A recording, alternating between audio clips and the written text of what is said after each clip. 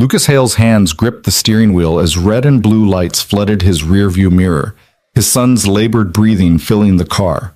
He wasn't speeding, not much, but Noah's appointment couldn't wait. The female officer who approached his window had sharp eyes and a skeptical expression, ready to write another ticket to another careless driver. Then she saw the wedding ring. Then she saw the truth behind it. What should have been a forgettable afternoon traffic stop became the beginning of something neither of them saw coming.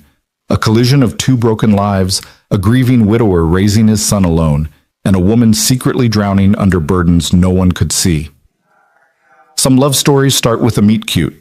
This one started with a violation and a lie told by a piece of jewelry that no longer meant what it seemed. If you're watching from anywhere in the world, drop a comment with your city name below. I want to see how far this story travels. Now, let's begin. The rain came down in sheets, turning the afternoon commute into a crawling parade of brake lights and frustration. Lucas Hale checked his watch for the third time in as many minutes, his jaw tight as he navigated through traffic with the practiced efficiency of someone who'd learned to do everything alone.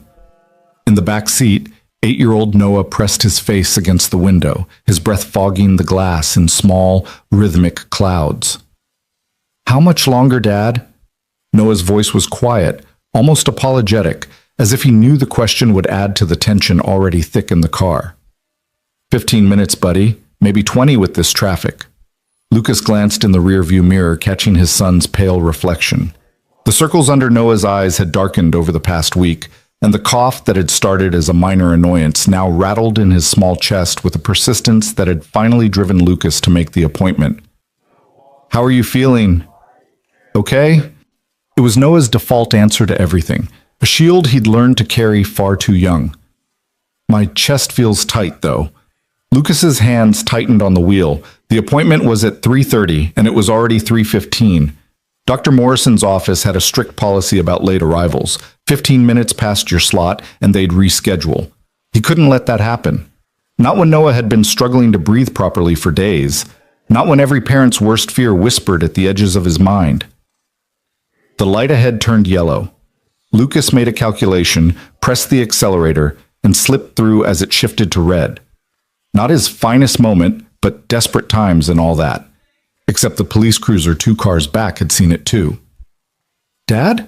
Noah's voice carried a note of worry as the red and blue lights painted the interior of their sedan in alternating colors. "Are we in trouble?" Lucas pulled to the shoulder, his heart sinking. "No, buddy, I made a mistake. It's going to be okay." He was already doing the math in his head. How long would this take? Could he explain about the appointment? Would it matter? He rolled down the window as the officer approached, rain immediately speckling his sleeve. Through the side mirror, he watched her walk up, deliberate steps, one hand near her belt in that casual but ready posture they all seemed to have. When she reached his window, he found himself looking up at a woman in her early 30s with dark hair pulled back in a tight bun, sharp green eyes that missed nothing, and an expression of professional skepticism. "License and registration, please." Her voice was crisp, businesslike. No warmth, but no unnecessary hardness either. "Of course." Lucas reached for his wallet, hands steady despite the anxiety churning in his gut. "Officer, I know I shouldn't have run that light, but—" "License and registration first, sir. Then we can talk." She took the documents he offered, her eyes scanning them quickly before settling on his face. "Mr. Hale, do you know why I pulled you over?" "The light. I know. I'm sorry. My son has a doctor's appointment and we're already running late, and I wasn't thinking clearly." The words tumbled out faster than he intended, desperation bleeding through his attempt at composure. For the first time, Officer Claire Morgan's eyes shifted to the back seat. Noah stared back at her with those 2 old eyes, his small hand pressed against his chest in an unconscious gesture. She could hear the wheeze in his breathing, even from where she stood. "How late are you?" she asked, her tone shifting almost imperceptibly. "We have 15 minutes to get there, and it's a 10-minute drive. But if we're more than 15 minutes past the appointment time, they'll reschedule, and the next available slot isn't for 2 weeks." Lucas heard the pleading in his own voice and hated it, but pride seemed like a luxury he couldn't afford.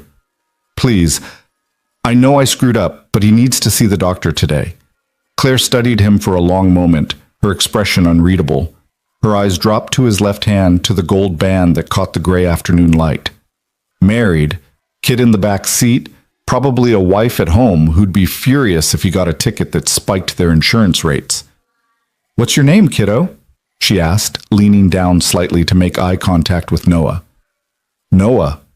His voice was barely above a whisper, but polite. Always polite. Noah Hale. "Hi, Noah. I'm Officer Morgan. That cough sounds pretty rough. You doing okay back there?" Noah nodded, but another cough seized him immediately after, undermining his silent assurance. Claire's jaw tightened almost imperceptibly. "Stay here," she told Lucas, then walked back to her cruiser through the rain. Lucas watched in the mirror as she sat in her patrol car, his documents in hand. The seconds stretched into minutes. He checked his watch again. 3:20. Even if she let him go right now, they'd be cutting it close. "Is she going to arrest you?" Noah asked quietly. "Nobody. Officers don't arrest people for running red lights. Worst case, she gives me a ticket, and we still make your appointment. It's going to be fine." Lucas tried to sound more confident than he felt. He twisted the wedding ring on his finger, a habit born of 3 years of grief he couldn't seem to shake. The metal had worn thin in places from the constant motion. When Claire finally returned, she had his documents in one hand and a notepad in the other, but instead of the expected ticket, she handed everything back to him. "Here's what's going to happen," she said, her tone firm but not unkind. "I'm going to follow you to the doctor's office to make sure you get there safely, which means obeying all traffic laws, Mr. Hale. No more running lights, no matter how late you think you are. When we get there, I'm going to have a word with the front desk about your situation. Then, and only then, will I decide whether you're getting a ticket for that stunt. Understood?" Lucas blinked, momentarily speechless. You're going to help us? I'm going to make sure that kid gets medical attention and that you don't cause an accident trying to beat a clock. That's not help, Mr. Hale. That's me doing my job. Now let's move before we waste any more time talking about it. She tapped the roof of his car twice. "Drive safe. I'll be right behind you." The drive to Dr. Morrison's office took 12 minutes with Claire's patrol car trailing them like a guardian angel. Lucas obeyed every traffic law with religious precision, hyper-aware of the cruiser in his mirror and the ticking clock on his dashboard. Noah had gone quiet in the back seat, his breathing audible even over the sound of rain and traffic. When they pulled into the medical building's parking lot at 3:32, Lucas expected Claire to simply drive off, satisfied that she'd delivered them safely. Instead, she parked beside them and got out, waiting as Lucas helped Noah from the car. "You didn't have to," Lucas began. "Inside, now. We're already 2 minutes past." Claire held the door open, ushering them through with an impatient wave. The waiting room was the usual purgatory of uncomfortable chairs and outdated magazines. Behind the reception desk, a woman in her 50s with reading glasses on a chain looked up with an expression that suggested she'd perfected the art of turning away late arrivals. "I'm sorry, but if you're here for the 3:30 appointment, you'll need to reschedule. Our policy clearly states—" "Ma'am." Claire stepped forward, her badge visible on her belt. She didn't raise her voice, didn't adopt that aggressive cop tone that some officers love to use. She simply spoke with quiet authority. "This child has been experiencing respiratory distress for several days. His father encountered traffic difficulties that delayed their arrival by 2 minutes. I personally escorted them here to ensure they arrived safely. I'm asking you, as a courtesy, to please let the doctor know they're here." The receptionist's eyes widened slightly. She glanced at Noah, who chose that moment to unleash another coughing fit that sounded like gravel in a blender, then back at Claire. I'll let Dr. Morrison know they've arrived." She picked up the phone, her previous officious tone replaced by something more human. "Please have a seat." Claire nodded, then turned to Lucas. "I'm going to wait until the doctor sees him, then we'll talk about that ticket." "You really don't have to, Mr. Hale." She cut him off, but there was something almost gentle in her interruption. "Sit down, fill out whatever paperwork they need, take care of your kid. I've got time." Lucas wanted to argue, to thank her, to do something other than stand there feeling overwhelmed by a stranger's unexpected kindness. Instead, he just nodded and guided Noah to a chair while the receptionist slid a clipboard across the desk. The forms were familiar by now: medical history, current symptoms, insurance information, emergency contacts. Lucas filled them out on autopilot, his handwriting steady despite the adrenaline still coursing through his system. In the blank for mother's information, he wrote "Deceased 2021" in small, careful letters that had become routine over the past 3 years. Across the waiting room, Claire sat with her radio turned low, occasionally speaking into it in codes Lucas didn't understand.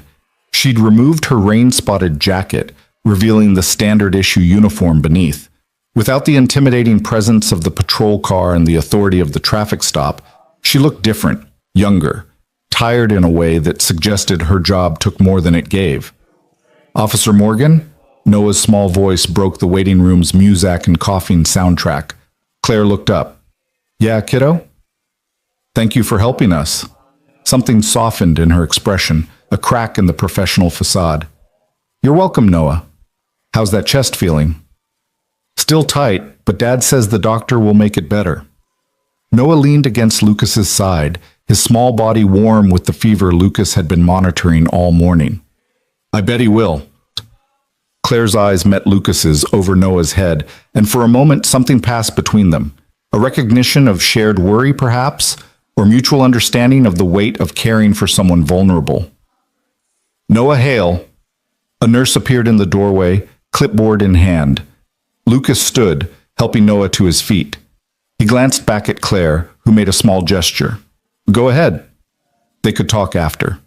The examination room was sterile and cold. Dr. Morrison, a grandfatherly man with silver hair and gentle hands, listened to Noah's breathing with a stethoscope, his expression growing more concerned as he moved the instrument across Noah's small back. "How long has he been like this?" Dr. Morrison asked, making notes on his tablet. "The cough started about a week ago. Mild at first, but it's gotten progressively worse. The wheezing started 3 days ago, and this morning he woke up with a fever, just under 102. Lucas recited the information like he was reading from a checklist, the clinical detachment a shield against the fear underneath. "And you're still doing the breathing treatments from last winter?"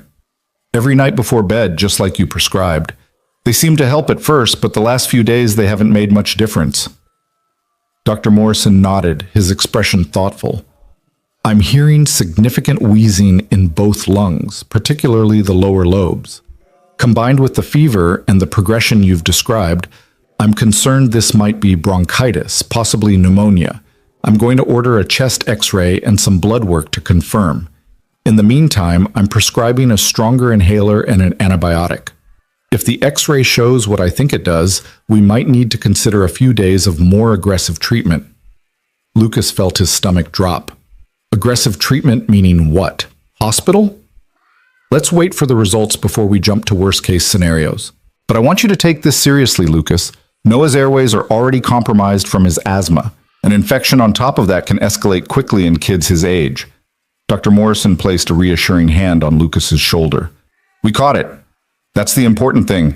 You got him here in time." The words should have been comforting. Instead, Lucas could only think about how close he'd come to not making it at all. If Claire Morgan had been a different kind of cop, if she'd taken her time writing that ticket, if she hadn't followed them here and intimidated the receptionist into bending the rules. "Can I go back to school tomorrow?" Noah asked, his voice small and hopeful. "Not tomorrow, kiddo. You're going to need to rest for a few days until these medicines start working, but you'll be back with your friends before you know it." Dr. Morrison smiled at him, then turned back to Lucas. "The nurse will take him down for the x-ray. I'll have the results within the hour. Wait here, and we'll go over everything when they come back." By the time Noah's x-ray was complete, and they'd returned to the waiting room with prescriptions for antibiotics and a stronger inhaler in hand along with instructions to return if his breathing worsened, nearly an hour had passed. Lucas half expected Claire to have left, her good deed done, and her shift calling her elsewhere. She was still there. She'd moved to a seat near the window, her phone in her hands, but she looked up when they emerged. Her eyes went to Noah first, then to Lucas, the question clear in her expression. "Bronchitis," Lucas said quietly, as Noah headed for the water fountain, still within earshot but not quite part of the conversation. "Possibly developing into pneumonia. We caught it early enough that he can recover at home, but it was close. If we'd waited those 2 weeks for the next appointment. He didn't finish the sentence. Didn't need to. Claire stood, pocketing her phone. But you didn't wait. He's going to be okay. Because of you. Lucas met her eyes directly, allowing her to see the genuine gratitude there. I don't know what would have happened if you'd just written me that ticket and let me leave. You would have driven recklessly trying to make up time, possibly caused an accident, and maybe made it here late enough that they sent you home anyway. Claire's tone was matter-of-fact, but not unkind. I've seen it happen. People panic, make bad decisions, and sometimes those decisions have consequences that can't be undone. There was something in the way she said it, a weight that suggested she was speaking from experience rather than training manual wisdom. Lucas found himself studying her more carefully. The tiny scar above her left eyebrow, the tension in her shoulders that never quite released, the way her eyes seemed to catalog everything, even in casual conversation. So about that ticket, Lucas ventured. The corner of Claire's mouth twitched, almost a smile. Consider it a warning, but Mr. Hale, if I ever catch you running another red light, appointment or no appointment, I will write you up for everything I can think of. We clear? Crystal clear, and it's Lucas. I think you've earned the right to skip the formality. Claire. She offered her hand and Lucas shook it, surprised by the firmness of her grip. And for the record, I hope I never have to pull you over again. Once was stressful enough. Noah returned from the water fountain, his color slightly better now that he'd been given hope in the form of prescription medications. He looked between his father and Claire with that peculiar awareness children develop when they sense adults communicating on wavelengths they can't quite access. Are you going to give Dad a ticket now? He asked Claire directly. Not today. But your dad needs to promise me he's going to drive like his most precious cargo is in the car at all times. Think he can do that? Noah nodded seriously. He always drives careful. Today was just because I was sick. I know, kiddo. Claire's expression softened again, that same crack in her professional armor. You take care of yourself, okay? Listen to the doctor, take your medicine, and get lots of rest. Deal? Deal. Noah offered his hand for a shake, mimicking the adult gesture he'd just witnessed. Claire took it solemnly, giving it the same firm shake she'd given his father. They walked out together into the parking lot, where the rain had finally stopped, leaving everything glistening and clean-smelling. Lucas's car looked smaller somehow, next to Claire's patrol cruiser, less capable of protecting the precious cargo it carried. Thank you, Lucas said again, because the words needed to be repeated, even if they felt inadequate. Really, I don't know how to properly express what you did for us today. Claire was quiet for a moment, her hand resting on her cruiser's door handle. When she spoke, her voice carried a vulnerability that hadn't been there before. I became a cop because I wanted to help people. Some days that means catching actual criminals, but most days it's moments like this, being in the right place to make a small difference in someone's day. So thank you for letting me do my job the way it's supposed to be done. She opened her door, then paused. You know, if you weren't married, I'd consider adding my phone number to that warning, but your wife's a lucky woman, and I don't cross those lines. Lucas felt his throat tighten. His hand moved automatically to the wedding ring, spinning it once around his finger. The truth sat on his tongue, heavy and complicated. He could correct her, explain that the ring was a memorial rather than a promise, that there was no wife waiting at home. But something stopped him. Maybe the weariness of having to tell that story again, maybe the strange intimacy of the moment, or maybe just the knowledge that this was goodbye to someone who'd been unexpectedly kind. Drive safe, Claire. It was all he trusted himself to say. You too, Lucas, and Noah. Feel better, kiddo. She pulled away first, her cruiser merging into traffic with the easy confidence of someone who commanded the road. Lucas watched her go, then looked down at Noah, who was studying him with those two perceptive eyes. She was nice, Noah observed. Yeah, she really was. Why didn't you tell her mom died? The question, asked with such simple innocence, hit harder than it should have. Lucas crouched down to Noah's level, his hand automatically going to smooth his son's hair back from his flushed forehead. Because sometimes it's easier to let people think what they want to think. And because we were there for you, not to talk about complicated things with strangers. He stood, guiding Noah toward their car. Come on, buddy. Let's get you home and start those medicines. You heard the doctor. Rest and fluids and no school for a few days. Can I play video games if I'm resting? Nice try. Rest means actual rest, but I'll read to you if you want. We're still in the middle of that dragon book. The one where the kid finds the egg? That's the one. They drove home in comfortable silence, Lucas's hands steady on the wheel, his speed exactly at the limit. In the rearview mirror, Noah dozed, his head pressed against the window, the medication they'd given him at the doctor's office already pulling him toward the sleep his body desperately needed. Lucas's mind drifted back to Claire Morgan, despite his attempts to focus on the road ahead. There had been something in her eyes, a loneliness maybe, or a weariness that matched his own. For just a moment, when their hands had touched in that handshake, he'd felt something shift inside him. Not attraction, exactly. Or not just attraction. Recognition, perhaps. The sense of seeing someone who understood what it meant to carry weight alone. He spun the wedding ring again, a gesture so automatic he barely noticed it anymore. Sarah had been gone for 3 years, 2 months, and 17 days. The grief had evolved from a constant ache to something more manageable. A companion rather than a burden, always present but no longer debilitating. He'd learned to live with her absence, to build a life for Noah that honored her memory while moving forward. But moments like this reminded him of what that forward motion had cost. The isolation. The careful distance he maintained from anything that might disrupt the fragile stability he'd constructed. The reflexive defense of letting people believe he was married because it was simpler than explaining he was widowed, simpler than watching their expression shift from friendliness to pity. His phone buzzed as he pulled into their driveway. A text from his mother. How did the appointment go? Bronchitis, possibly pneumonia. Meds prescribed, home rest ordered. He'll be fine. Thank goodness. Let me know if you need anything. I can come stay with him if you need to work. Thanks, Mom. I'll let you know. His mother meant well, but her help always came with gentle questions about when Lucas might consider dating again. Suggestions that Noah needed a mother figure, subtle hints that 3 years was long enough to grieve. As if grief operated on a schedule. As if loving someone new meant betraying someone dead. Lucas helped Noah into the house, got him settled on the couch with a blanket and water, and administered the first dose of the antibiotic. Within minutes, Noah was asleep again. His breathing still labored, but slightly easier than it had been. The house felt too quiet. It always did when Noah wasn't filling it with his presence, his questions, his observations, his quiet company. Lucas moved through the familiar motions of his evening routine, checking email, reviewing tomorrow's work schedule, preparing a simple dinner that Noah probably wouldn't eat, but that Lucas would make anyway. His hand went to his ring again. Spin, spin, spin. A nervous habit born of loss.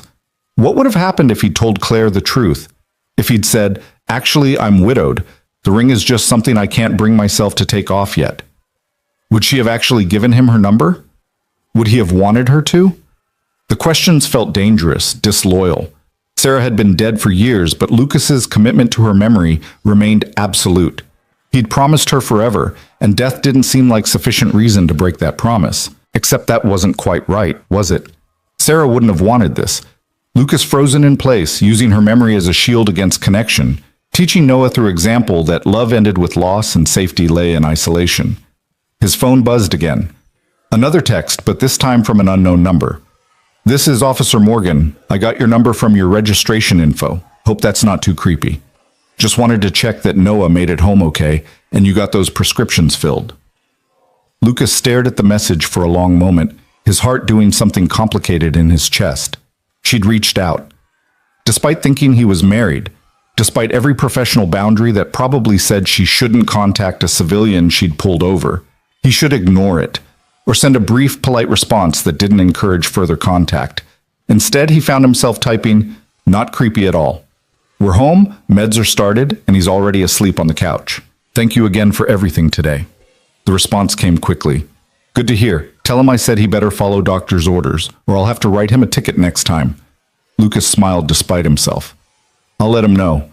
Pretty sure the threat of a traffic citation will be more effective than my nagging.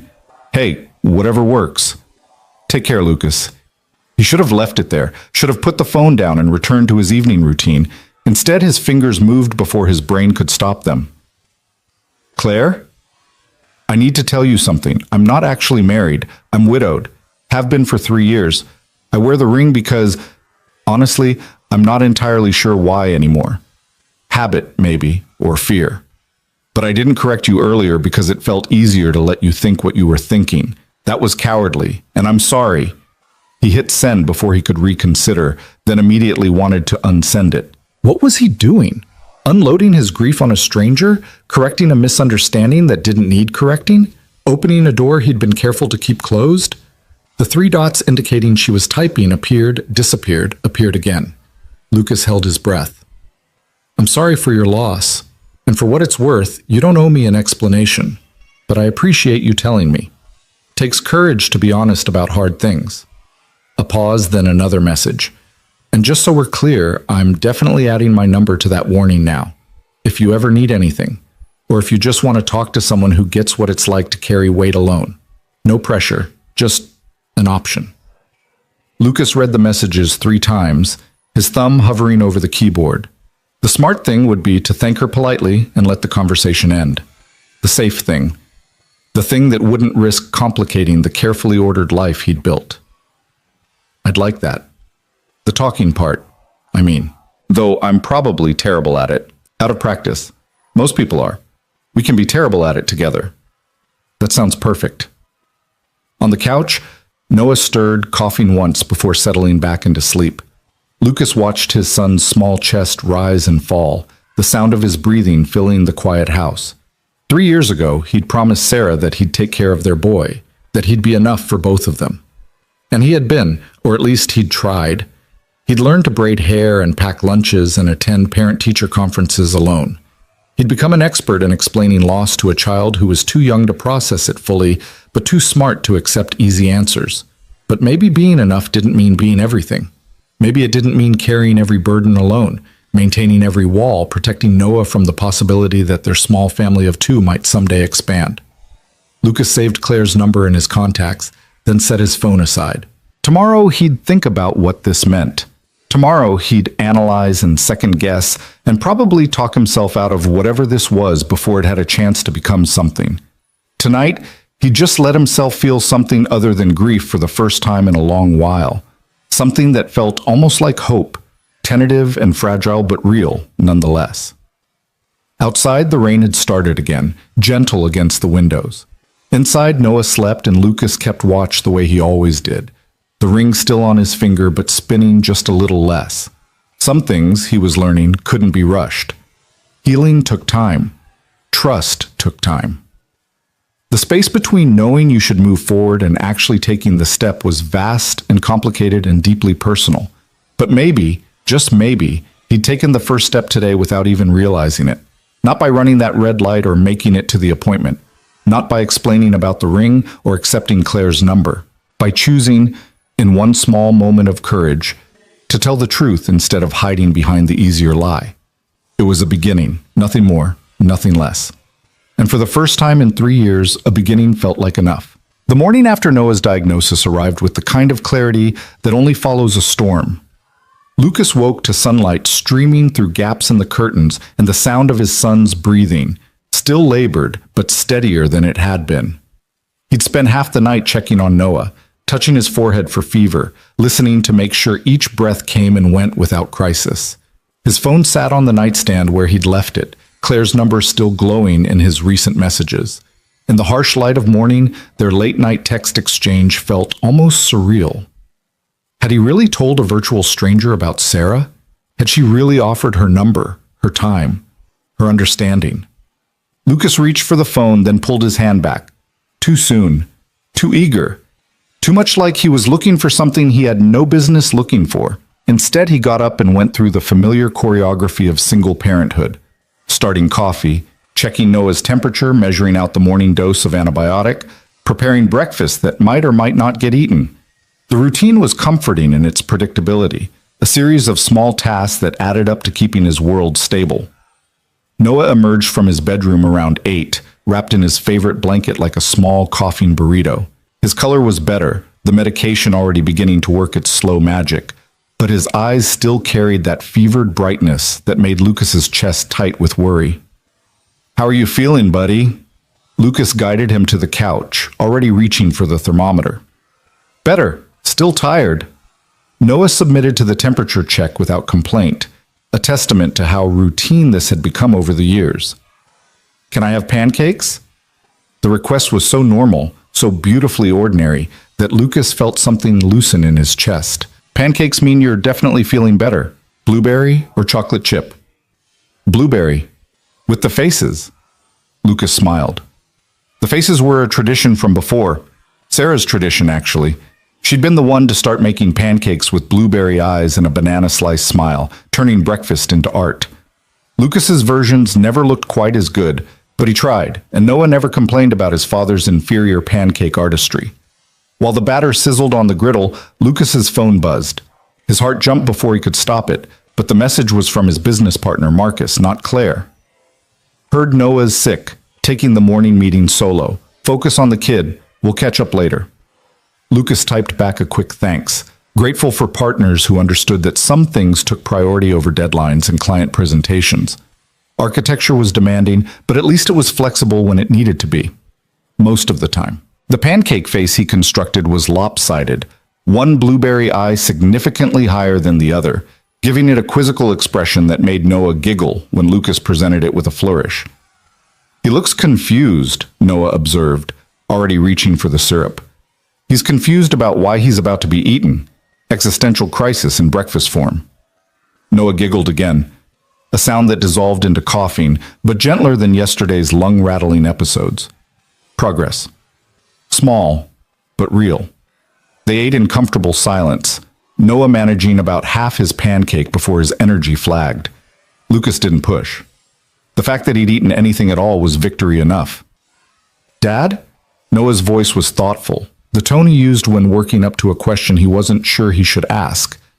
That police lady yesterday, Officer Morgan, was she nice to you because she felt bad for us? Lucas considered the question carefully, setting down his coffee. What makes you think that?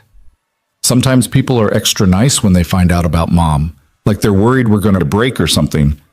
Noah picked at a blueberry on his plate, not meeting Lucas's eyes. I don't like that kind of nice. It feels fake.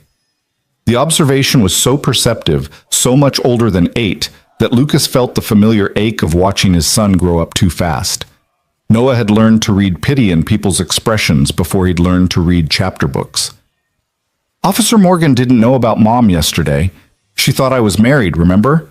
So her niceness didn't have anything to do with feeling sorry for us. I think she was just a good person who saw someone needed help and decided to help. That's the real kind of nice. Oh, Noah absorbed this, his expression clearing slightly. I liked her. She didn't talk to me like I was a baby. Yeah, I noticed that too. Are you going to see her again? The question was casual, but Lucas knew his son well enough to hear the careful neutrality in it. Noah had learned to guard his hopes almost as carefully as Lucas had. I don't know, buddy. Maybe. She gave me her phone number, so we might talk sometimes. Would that be okay with you? Noah shrugged, a gesture that tried for indifference but didn't quite land. I guess, as long as she's not the fake nice kind of people. I don't think she is, but if she turns out to be, we'll know pretty quickly, right? You're good at spotting that stuff. I am pretty good at it.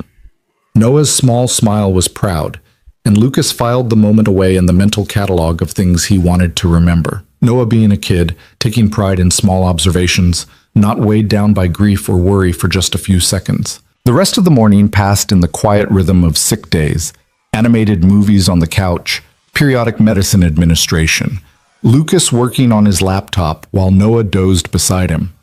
By early afternoon, Noah's fever had broken completely, his breathing noticeably easier. The crisis had passed, leaving behind only the slow work of recovery.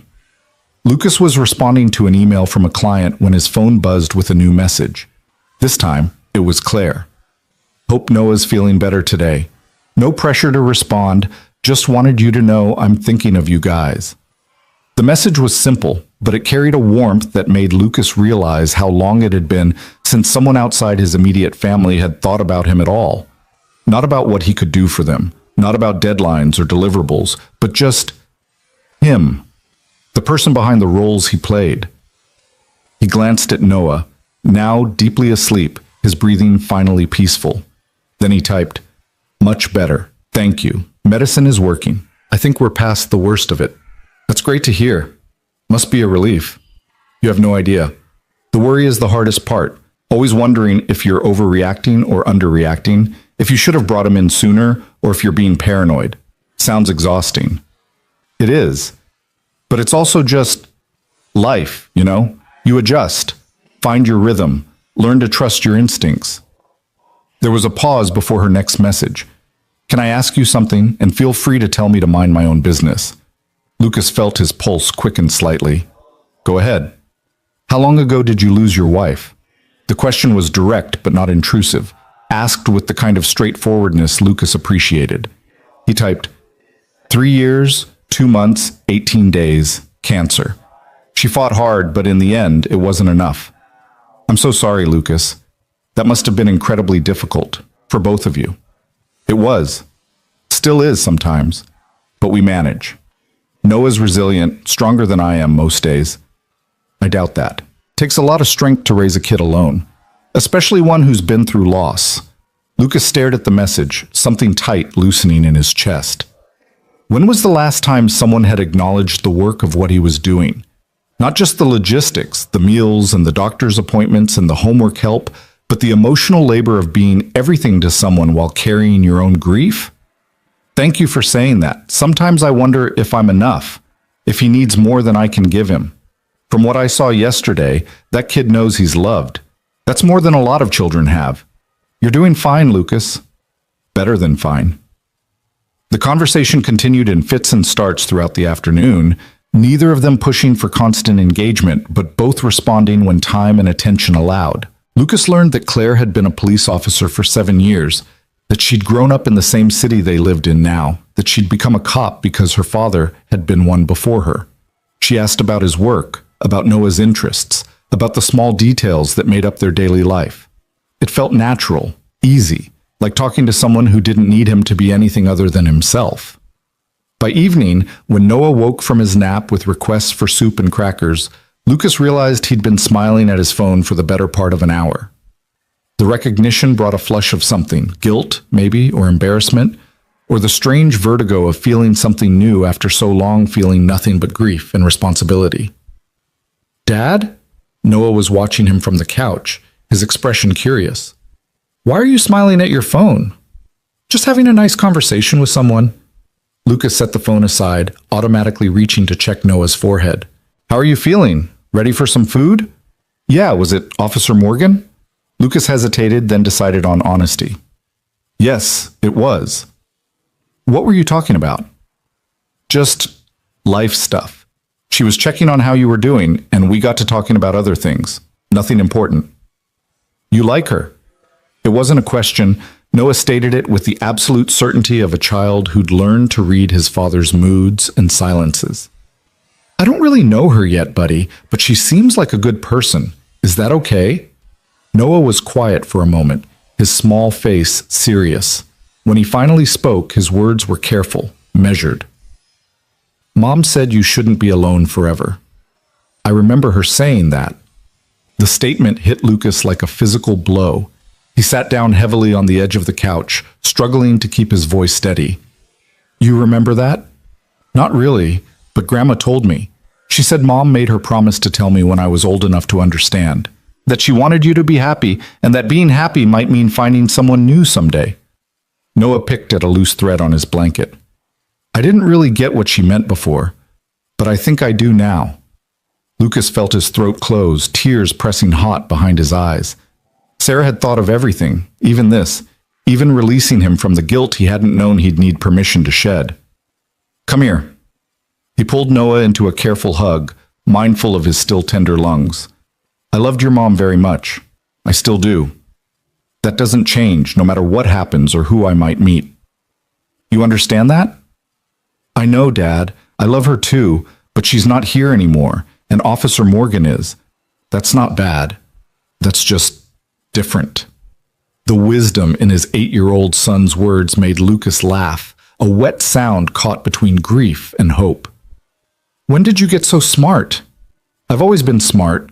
You just don't always notice because you're busy being worried about me. Fair point. Lucas released him, swiping at his eyes. All right, wise guy. Soup and crackers coming up.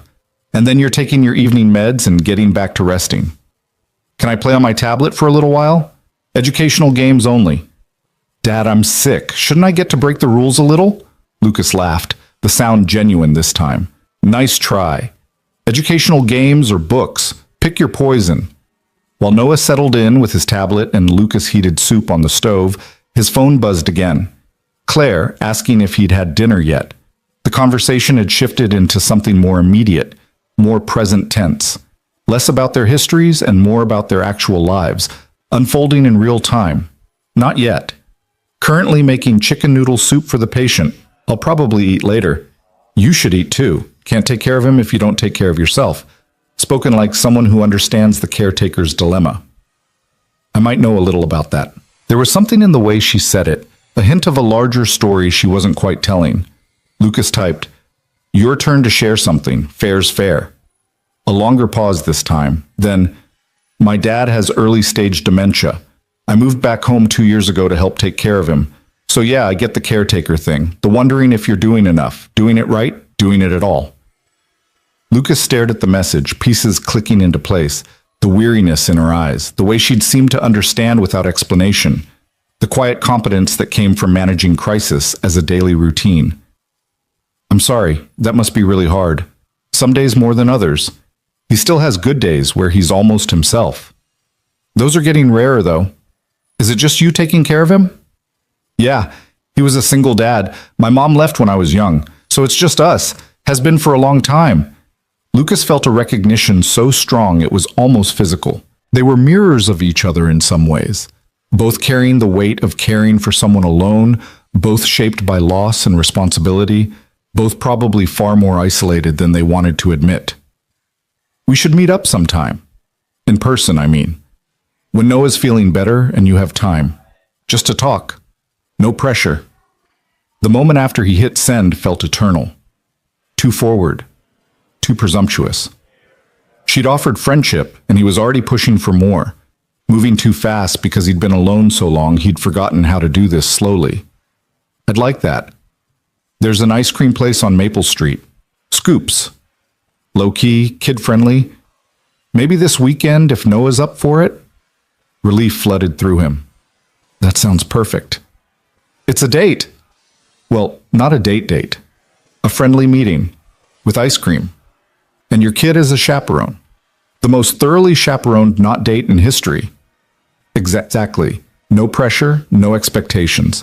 Just two people who could probably use an hour of adult conversation that doesn't involve medical updates or work deadlines." "Looking forward to it." Lucas set the phone down and carried soup to Noah, who was deep in some educational math game that probably wasn't as educational as the package claimed, but that Lucas was willing to overlook given the circumstances. As he watched his son eat, slowly but with actual appetite, Lucas allowed himself to feel the unfamiliar flutter of anticipation. 3 years. 3 years of putting his life on hold, of telling himself that Noah needed stability more than Lucas needed companionship, that grief had no expiration date, and moving forward felt like betrayal. 3 years of well-meaning friends trying to set him up on dates he politely declined, of family members suggesting it was time, of his own reflection in the mirror growing more distant and hollow. And then a traffic stop. A moment of panic and poor judgment. A police officer who chose compassion over procedure. A text message sent before courage failed. Small choices that added up to possibility. The week passed in that suspended way time moves when you're waiting for something. Noah's recovery progressed steadily, the cough loosening, the fever staying gone, his energy returning in gradual increments. Lucas worked from home, taking calls and reviewing blueprints while keeping one ear tuned to his son's breathing, his attention split between professional responsibilities and parental vigilance. He and Claire texted throughout the week, their conversations developing the easy rhythm of people discovering they genuinely enjoyed each other's company. She told him about difficult calls and bureaucratic frustrations. He told her about impossible clients and the small triumphs of his work. They traded recommendations for books and movies, discovered a shared love of terrible puns, and carefully avoided talking too much about the upcoming weekend, as if acknowledging it too directly might jinx it somehow. On Friday, Dr. Morrison's office called to check on Noah. Lucas reported the improvement, answered questions about symptoms and medication compliance, and felt the official blessing to resume normal activities. School could wait until Monday, but ice cream on Saturday was cleared for takeoff. "So, we're really going?" Noah asked when Lucas told him, trying and failing to sound casual about it. "We're really going. Officer Morgan, Claire, suggested it. She thought it would be nice to see you when you weren't sick and miserable." "Is she going to be your girlfriend?" The question was so direct, so lacking in guile, that Lucas almost laughed. "I don't know, buddy. Right now she's someone who might become a friend. Is that okay?" "Yeah." Noah considered this. "I think it would be good for you to have friends. You're always working or taking care of me. You don't really do stuff just for you." The observation stung in its accuracy. "I like taking care of you. That's not a chore." "I know, but you could like other things too. Mom would want you to." There it was again, Sarah's voice coming through their son with perfect clarity. Lucas pulled Noah into a side hug, pressing a kiss to the top of his head. "You're pretty smart for someone who just figured out multiplication." "I'm smart for anyone, Shekta," Noah corrected, and Lucas laughed, because his son was absolutely right. Saturday arrived with the perfect weather that sometimes graces important days. Sunny but not hot, breezy but not cold, the kind of afternoon that feels designed for ice cream and new beginnings.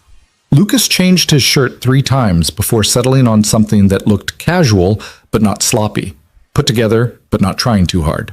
Noah watched this performance with amusement. "You're nervous," he observed. "A little bit, yeah."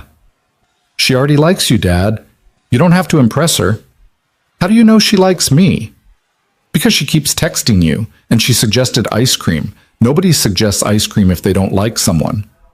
Lucas smiled despite his nerves. That's actually pretty solid logic. They arrived at Scoops 10 minutes early, which gave Lucas time to second-guess everything about this plan. What if it was awkward? What if Noah didn't like Claire outside the crisis context of their first meeting? What if Lucas had built this up too much in his head and the reality couldn't possibly match his expectations?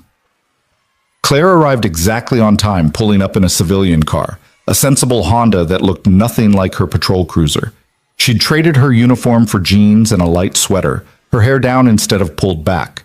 Without the badge and the authority of her profession, she looked younger, more vulnerable, more real. "Hey." She smiled as she approached, and Lucas felt his nervousness settle slightly. It was the same smile from their first meeting, warm, genuine, slightly tentative. "Hey yourself, thanks for suggesting this." "Thanks for saying yes." She turned to Noah, crouching slightly to meet his eyes. "And look at you, looking way better than last week. How are you feeling?" "Better. The medicine worked." Noah offered his hand for a shake, formal and sweet. "Thank you for helping us." Claire shook his hand solemnly. "You're very welcome. I'm glad you're okay. Now, the important question. What's your favorite ice cream flavor?" "Mint chocolate chip." "What's yours?" "Same. Excellent taste." "Your dad?" "Cookie dough," Lucas admitted. "I know. Boring choice." "Cookie dough is classic, not boring. There's a difference." Claire held the door open for them, and they entered the small shop with its cheerful striped awnings and overwhelming selection of flavors. The next hour passed with the kind of easy comfort that usually takes much longer to develop. They sat at a small table by the window, ice cream slowly melting as conversation flowed. Claire asked Noah about school, about his favorite subjects, about what he wanted to be when he grew up. Noah answered with increasing enthusiasm, his natural reserve melting under her genuine interest. Lucas watched them interact and felt something shift inside him, not replacing his love for Sarah, but making room for something new alongside it. Claire laughed at Noah's jokes, took his opinions seriously, and didn't treat him like a tragedy to be pitied. She engaged with him as a person, not as a widower's son, and Noah bloomed under that simple respect. "So," Claire said, turning to Lucas while Noah focused on his ice cream with laser intensity, "Noah tells me you design buildings." "I do, mostly commercial and residential, some public projects. It's not as glamorous as it sounds." I don't know. Designing spaces where people live and work seems pretty important to me. You're literally shaping the environment people experience every day. Lucas felt himself warm under her attention. I never thought of it that way. But, yeah, I guess that's true. What about you? Always wanted to be a cop? Following in my dad's footsteps. He was on the force for 30 years before he retired. I grew up on stories about helping people, making a difference. The reality is more complicated than I expected.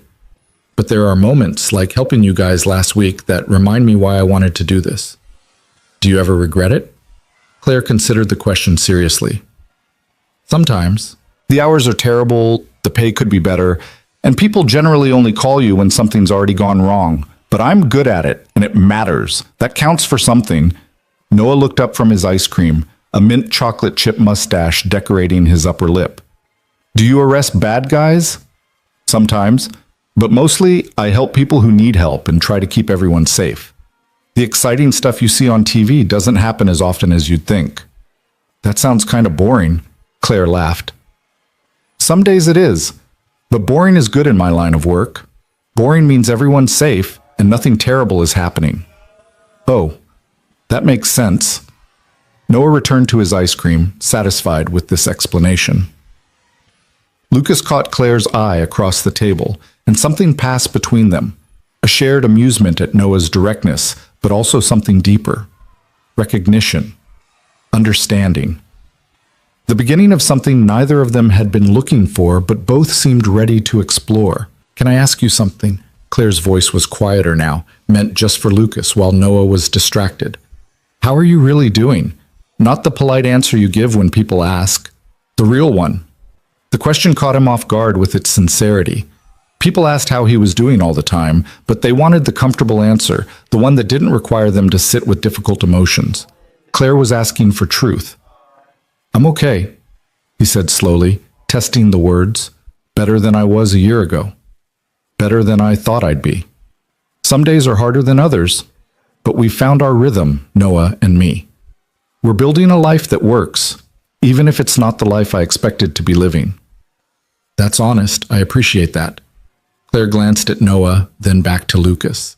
I meant what I said in my texts about you doing better than fine. It shows, the way he looks at you, the way he trusts you. That doesn't happen by accident. Lucas felt his throat tighten. I'm just doing what any parent would do. No, you're doing what good parents do. There's a difference, and you don't give yourself enough credit. Before Lucas could respond, Noah tugged at his sleeve. Dad, can I go look at the arcade games? He pointed to a small corner of the shop where a couple of vintage arcade machines sat. Stay where I can see you, Lucas said automatically, then handed Noah a couple of quarters. And don't put your face against the screen. Noah rolled his eyes, but took the quarters and headed for the games, leaving Lucas and Claire alone at the table. He's a great kid, Claire said, watching Noah line up his shot on an old-school racing game. He is. Sometimes I worry I'm not enough for him, that he needs more than just me. Can I tell you something my dad used to say before the dementia took so much of him? Lucas nodded.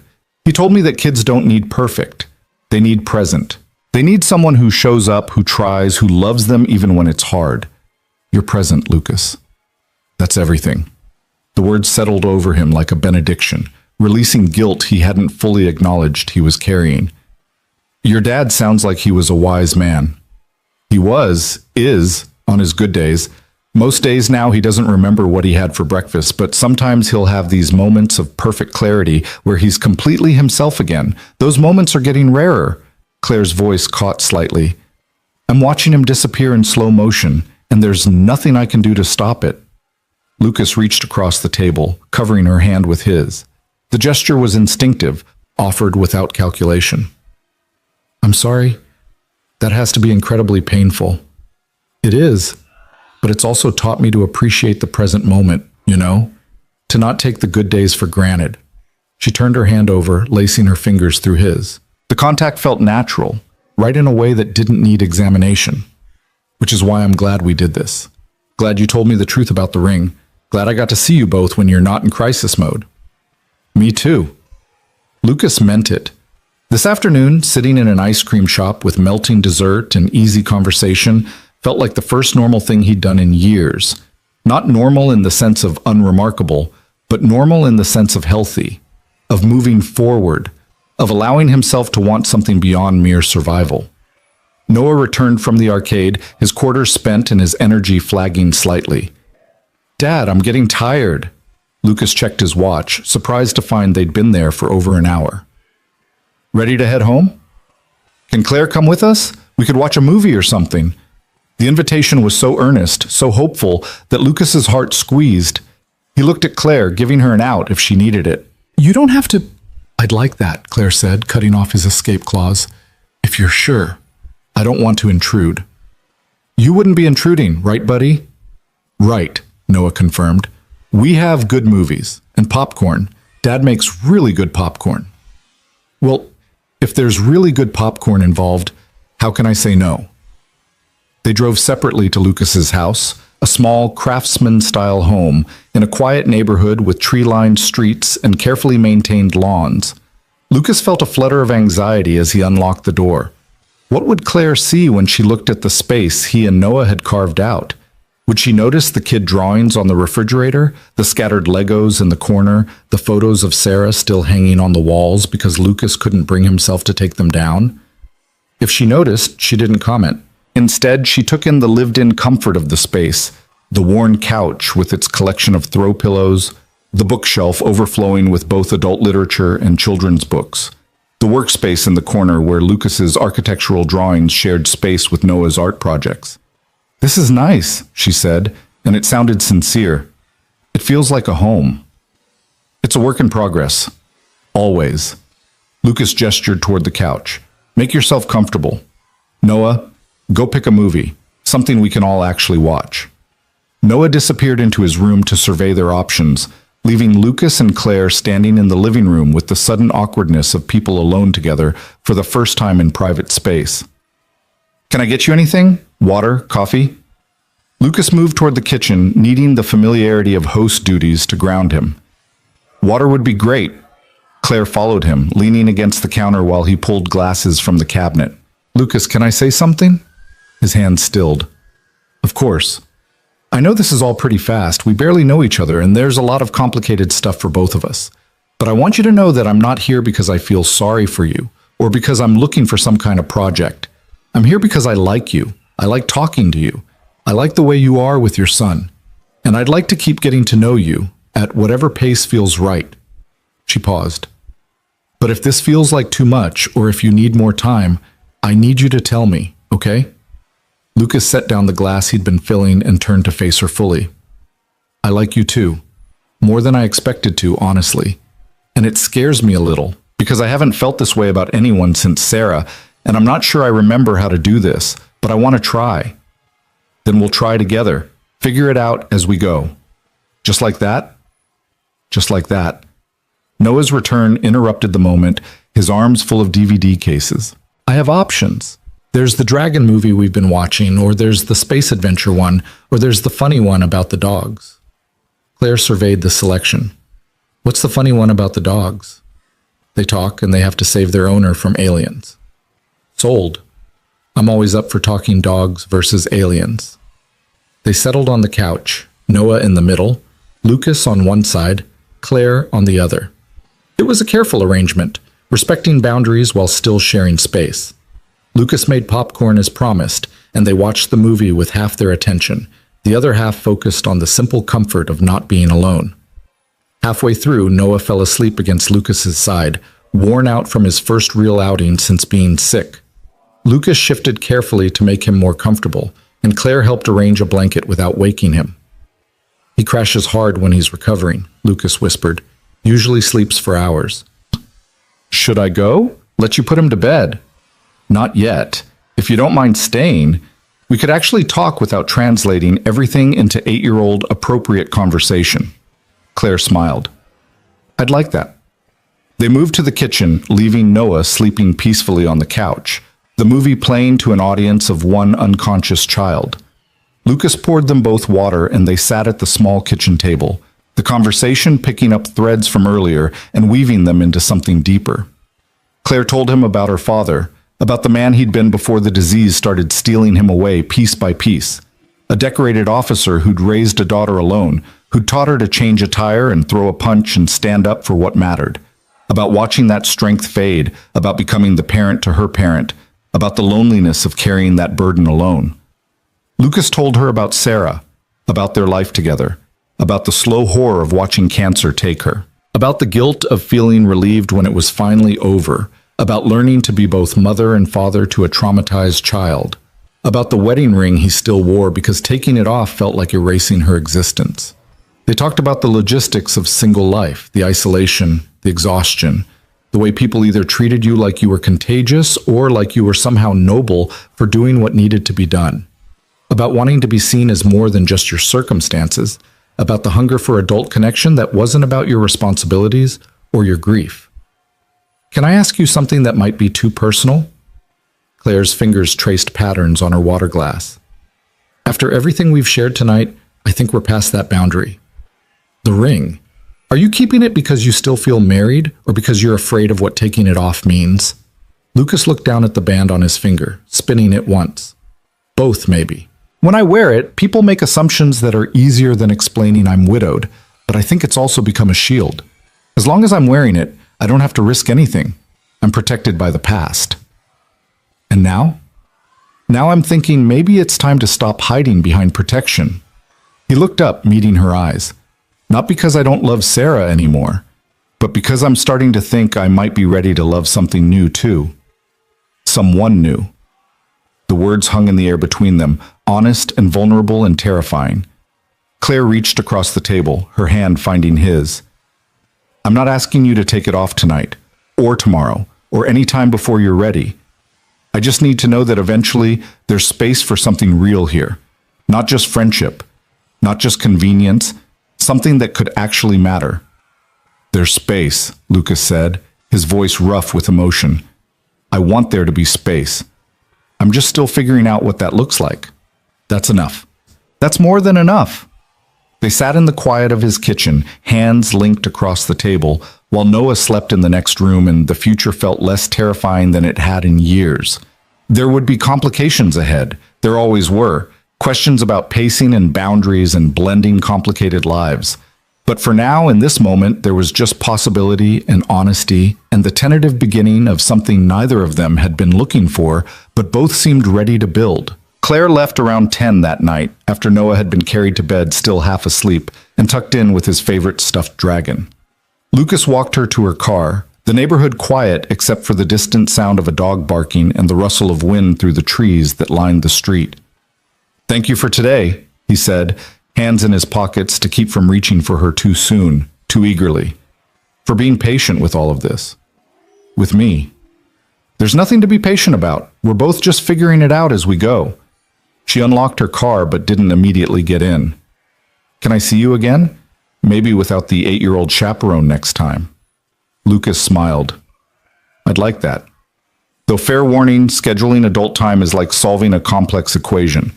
I'll need to arrange for my mom to watch Noah, and she'll ask a million questions. And Lucas, Claire's hand touched his arm, gentle but grounding. Breathe. I'm not going anywhere. We don't have to rush this. I know. I just haven't done this in so long. I'm not sure I remember how. Neither have I, really. So we'll be terrible at it together. Remember? She stepped closer, and Lucas was acutely aware of how easy it would be to close the remaining distance between them. How about next Saturday? Dinner somewhere quiet where we can actually hear each other talk? That sounds perfect. Good. Text me during the week and we'll figure out details. She hesitated, then rose on her toes and pressed a quick kiss to his cheek. Good night, Lucas. Good night, Claire. He watched her drive away, his hand unconsciously moving to where her lips had touched his skin. The gesture had been brief, almost innocent, but it had sparked something in him that felt dangerously close to hope. Inside, the house felt different somehow. Still quiet, still filled with the same furniture and memories, but lighter. As if Claire's presence had opened windows Lucas hadn't realized were closed, letting in air he hadn't known he needed. He checked on Noah one more time, adjusting the blanket that had already been kicked half off, then retreated to his own room. The wedding ring caught the lamplight as he reached to turn it off, gold gleaming with all the weight of what it represented. Not tonight, he thought, but soon. The week that followed established a pattern that would come to define the next month of their lives. Lucas and Claire texted throughout each day, their conversations weaving between the mundane and the meaningful. She'd send him photos from her patrol, funny signs, or unusual calls that didn't violate confidentiality but gave him glimpses into her world. He'd share Noah's latest pronouncements or problems he was solving at work, architectural challenges that she found surprisingly interesting. Their actual date on Saturday was everything the ice cream shop had promised, and more. They went to a small Italian restaurant tucked into a neighborhood Lucas had driven past 100 times, but never stopped to explore. Over pasta and wine, they talked for 3 hours, the conversation flowing with the ease of people who'd already laid the foundation of real friendship. Claire told him about her mother, who'd left when Claire was 6. Not dramatically, not with fights or affairs, but simply with a note on the kitchen table and a forwarding address that turned out to be false. About growing up as the daughter of a cop who tried to be both parents, who taught her to be strong and capable, but also left her uncertain about her own worthiness of staying. Lucas told her about his parents' messy divorce when he was 12, about choosing to pursue architecture because his father had called it impractical, about meeting Sarah in college and knowing within 3 dates that he wanted to marry her, about the guilt of feeling happy again when happiness felt like betrayal. "Can I ask you something?" Claire set down her wine glass, her expression serious. "And I need you to be completely honest, even if you think it might hurt my feelings." "Okay." Lucas felt his pulse quicken. "Are you really ready for this? Or are you trying to be ready because you think you should be, or because you're lonely, or because Noah gave you permission?" She held up a hand before he could answer. "I'm not judging any of those reasons. I just need to know what I'm walking into. Because I really like you, Lucas. More than I expected to. And I don't want to invest in something that's going to fall apart the first time it gets hard because you weren't actually ready to let go." The honesty of the question deserved an equally honest answer. Lucas took his time, considering his words carefully. "A month ago, I would have said no.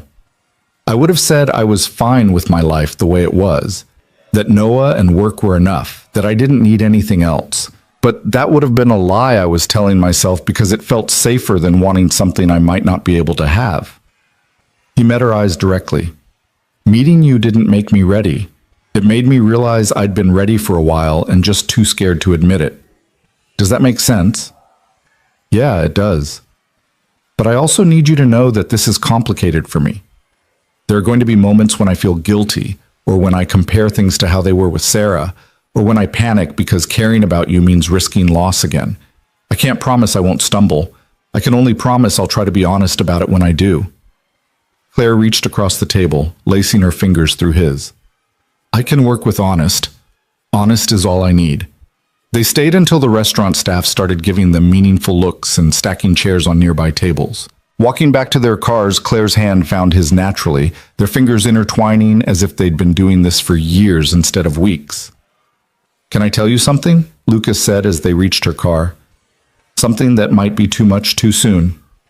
I think we're past that boundary too. I'm falling for you, not just attraction, actually falling, the way that feels terrifying and exciting and inevitable all at once." Claire's smile was soft, almost relieved. "Good, because I'm falling for you too, and it was starting to feel awkward being the only one." This time when she kissed him, it wasn't a quick brush against his cheek, but a real kiss, her hand cupping his jaw as his arms came around her waist. It was sweet and searching and achingly tender. The kind of first kiss that promised depth beneath the surface attraction. When they finally pulled apart, Lucas was breathless. "I should probably get home. My mom's watching Noah and she has a curfew for babysitting, and I have an early shift tomorrow." But neither of them moved, reluctant to end the moment. "Same time next week?" "Definitely." He drove home with the taste of her still on his lips and something singing in his chest that he'd thought died with Sarah. It wasn't the same feeling, nothing would ever be exactly what he'd had before. But it was good in its own right, its own way. Something new and specific to Claire, to who they were together rather than who he'd been before. His mother was waiting in the living room when he got home, a knowing smile on her face. "You're glowing." "I'm not glowing, Mom." "You absolutely are. How was dinner?" "It was good, really good." Lucas couldn't help his own smile, couldn't diminish it even if he wanted to. "Claire's, she's special." "I can see that. I'm happy for you, sweetheart. You deserve this." His mother stood, gathering her purse. Noah was an angel, by the way. We read 3 chapters of his dragon book, and he went down without a fight. He asked about Claire, though. Wanted to know if she was going to be around more. "What did you tell him?" "That you'd answer any questions he had, because I'm smart enough not to wade into that particular conversation." She kissed his cheek. But for what it's worth, he seemed hopeful about the idea. "Don't let your guilt about Sarah keep you from something good, Lucas. She wouldn't want that." After his mother left, Lucas looked in on Noah, finding him sprawled across his bed in the boneless way only sleeping children could achieve. The dragon book was still on his nightstand, bookmark carefully placed. On his dresser, in a small frame, was a photo of Sarah holding newborn Noah, her smile radiant despite the exhaustion in her eyes. Lucas picked up the frame, studying Sarah's face. "I hope this is okay," he whispered. "I hope wherever you are, you're not angry with me. I still love you." "That hasn't changed. But I think I'm starting to love her too, and I don't know how to hold both of those things without feeling like I'm failing you." The photo offered no answers, but somehow Lucas felt lighter for having asked the question aloud. He set it back on the dresser, kissed Noah's forehead, and went to his own room where the wedding ring waited on his nightstand like a question he wasn't quite ready to answer. The next month unfolded with the kind of easy progression that made Lucas nervous precisely because it felt too good to be true. He and Claire fell into a rhythm of Saturday night dates when his mother could watch Noah, and Wednesday lunch meetings when Claire had time between shifts. They texted constantly, shared pieces of their days, and slowly began integrating their separate lives into something that felt increasingly like a shared future. Noah warmed to Claire in the uncomplicated way children do when they sense genuine affection. She came to his school art show, sat through his painfully sincere piano recital, and listened with real interest to his detailed explanations of Minecraft strategies Lucas couldn't begin to follow. She never tried to be his mother, never overstepped, but she showed up consistently, and that mattered more than grand gestures. Lucas met Claire's father on a quiet Sunday afternoon, after weeks of Claire preparing him for what to expect. Robert Morgan was a tall man with silver hair and shrewd eyes that occasionally went distant, losing the thread of conversation before snapping back to sharp focus. He was having a good day when Lucas visited, clear-eyed and present, and he grilled Lucas about his intentions toward his daughter with a cop's precision. "She's been alone too long," Robert said bluntly when Claire had stepped out to take a phone call. "Taking care of me, working too hard, not letting anyone close enough to help. You break her heart, and I'll forget I'm retired." I don't intend to break her heart, sir. Nobody ever does. But life happens. People get scared, things fall apart. Robert's eyes were sharp, measuring. Question is, when it gets hard, because it will get hard, are you going to run or are you going to stay and work through it? "I'm going to stay." Lucas said it with more certainty than he felt, but he meant it nonetheless. "Good. That's what she needs, someone who stays." The conversation stayed with Lucas long after they'd left Robert's house. That night, lying in bed, he finally worked up the courage to do what he'd been considering for weeks. He took off the wedding ring, feeling the ghost of its weight on his finger, and placed it in the small wooden box on his dresser where he kept Sarah's other jewelry, not throwing it away, not erasing what it meant, but acknowledging that its time on his hand was over. The next morning, Noah noticed immediately. "You took off Mom's ring." It wasn't a question, just an observation delivered while eating cereal before school. "Yeah, I did. Is that okay?" Noah considered this, his spoon suspended halfway to his mouth. "Does it mean you don't love her anymore?" "No, buddy. It means I'll always love her, but I'm ready to move forward, to build something new without feeling like I'm leaving her behind." Lucas sat down across from him. "Does it bother you?" "A little bit, but also not really?" Noah's face scrunched in concentration. "It's weird seeing your hand without it, but Claire makes you smile more, and you seem less sad." So I think it's good weird, not bad weird. Good weird is okay with you?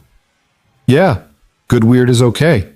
Noah returned to his cereal, the matter apparently settled in his 8-year-old mind with far more ease than it had been in Lucas's adult one.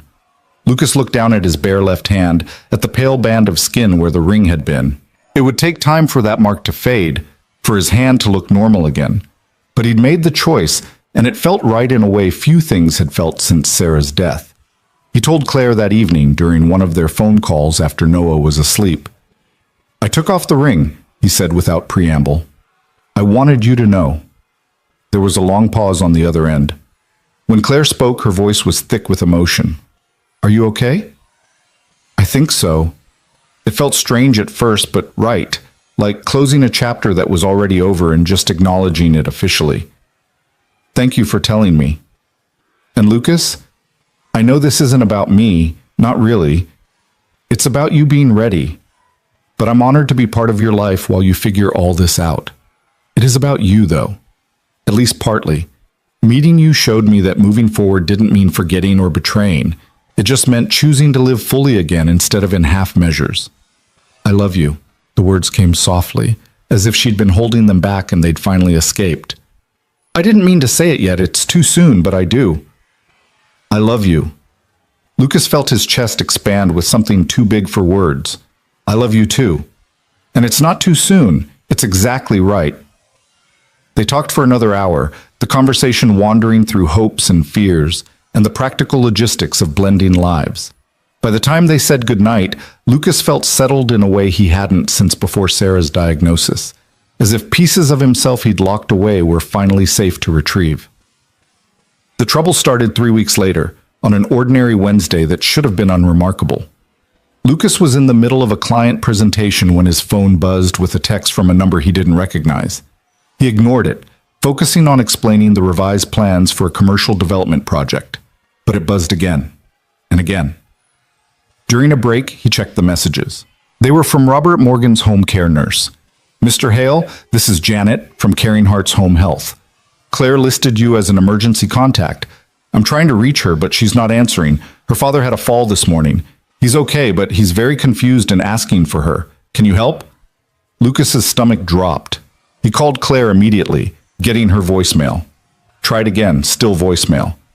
He texted, "Claire, your dad had a fall. The nurse is trying to reach you. Call me when you get this." Then he called Janet back. "I can't reach Claire either. Is Robert hurt? Does he need a hospital?" "No hospital, just some bruising, but he's very agitated, doesn't remember why Claire isn't here. I can handle the physical care, but he needs family." Janet's voice was kind but firm. "I know this isn't your responsibility, but I didn't know who else to call." Lucas looked at his presentation materials, at the client waiting in the conference room, at the career he'd built, and the professional reputation he maintained. Then he thought about Claire, who'd shown up for him and Noah without hesitation, who'd reorganized her entire life to care for a father slowly slipping away. "Give me the address. I'll be there in 20 minutes."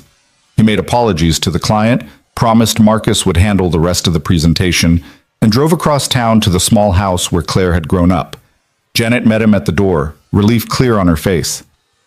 "He's in the living room. I got him settled in his chair, but he's asking for Claire every few minutes. I tried to explain she's at work, but he keeps forgetting."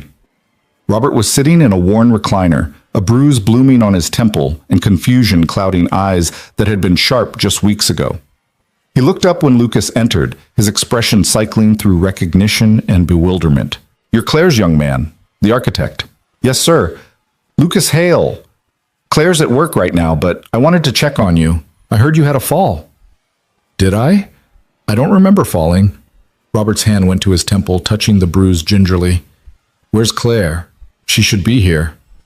"She's working, but she'll be home as soon as she can. Is it okay if I sit with you for a bit?" "I suppose that's fine. Though I don't know why you're here if Claire's not." The confusion was painful to witness, this proud man reduced to fragments of himself. Lucas spent the next 2 hours sitting with Robert, who cycled through moments of clarity and stretches of bewilderment.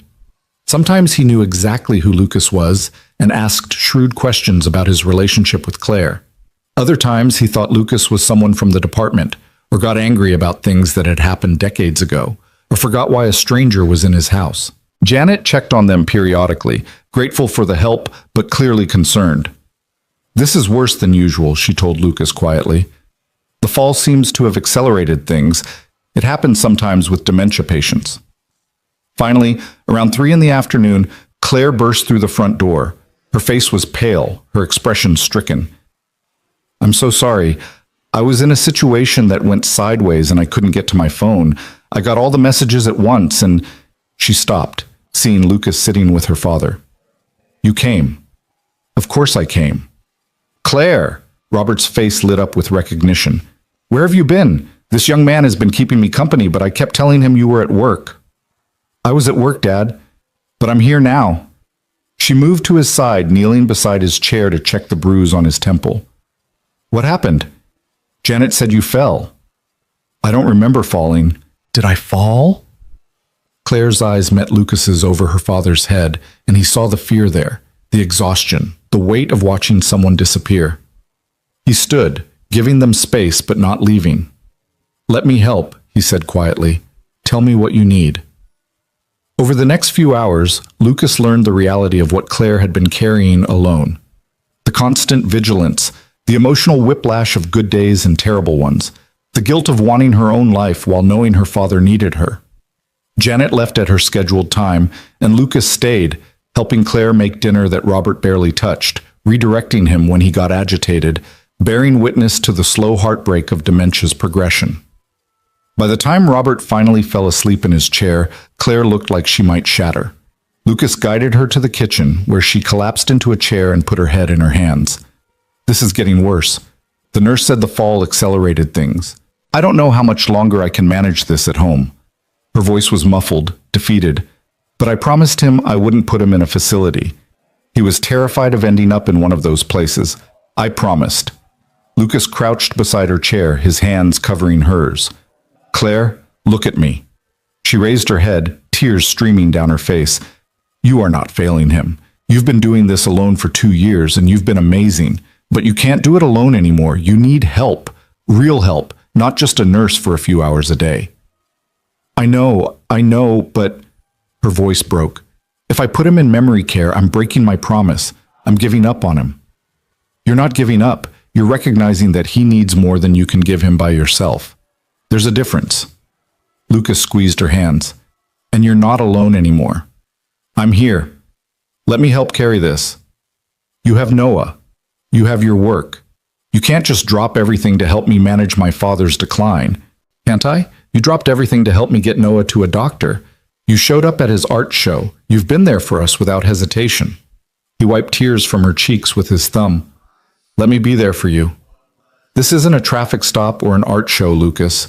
This is months, maybe years, of things getting progressively worse, of watching him disappear, of making impossible decisions about his care. I can't ask you to sign up for that." "You're not asking. I'm offering. There's a difference." Claire pulled her hands from his, standing abruptly and moving to the window. "You don't understand what you're saying. This gets ugly. He gets mean sometimes, says terrible things he doesn't mean. He forgets who I am. Last week he thought I was my mother and spent an hour berating me for leaving him." Her shoulders shook. "I don't want you to see me drowning. I don't want Noah exposed to this.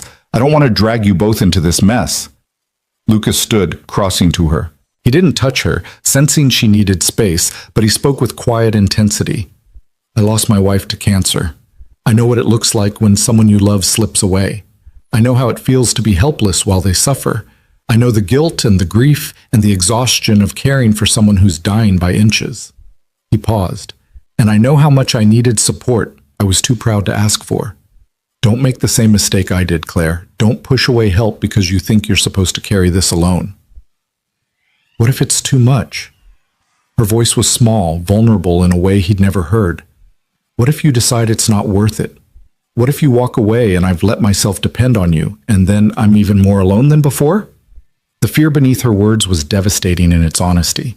Lucas realized with sudden clarity that this wasn't just about her father. This was about her mother leaving, about learning young that people don't stay when things get hard, about building walls so high that letting someone in felt like inviting inevitable betrayal. I'm not going to walk away. He said it simply, with absolute conviction. Not when it gets hard, not when it gets ugly, not when you push me away because you're scared. I'm here, Claire. I'm choosing to be here. Let me. She turned to face him, searching his expression for doubt or reservation. Whatever she saw there seemed to satisfy her, because she stepped into his arms, burying her face against his chest. He held her while she cried, the kind of deep, wrenching sobs that come from finally allowing yourself to break in front of someone you trust. I'm so tired, she whispered against his shirt. I'm so tired of pretending I have this under control. I know, but you don't have to pretend anymore, not with me. They stood like that until her tears subsided, until her breathing steadied, until she could pull back and look at him with red-rimmed eyes that held something fragile and new. Okay, she said softly. Okay, help me figure this out. Over the next week, Lucas became intimately familiar with the infrastructure of elder care in their city. He attended meetings with social workers, toured memory care facilities with Claire, researched options and costs and quality ratings. He brought Noah with him sometimes, explaining carefully what was happening and why it mattered to help people they cared about. Noah surprised him by understanding more than Lucas expected.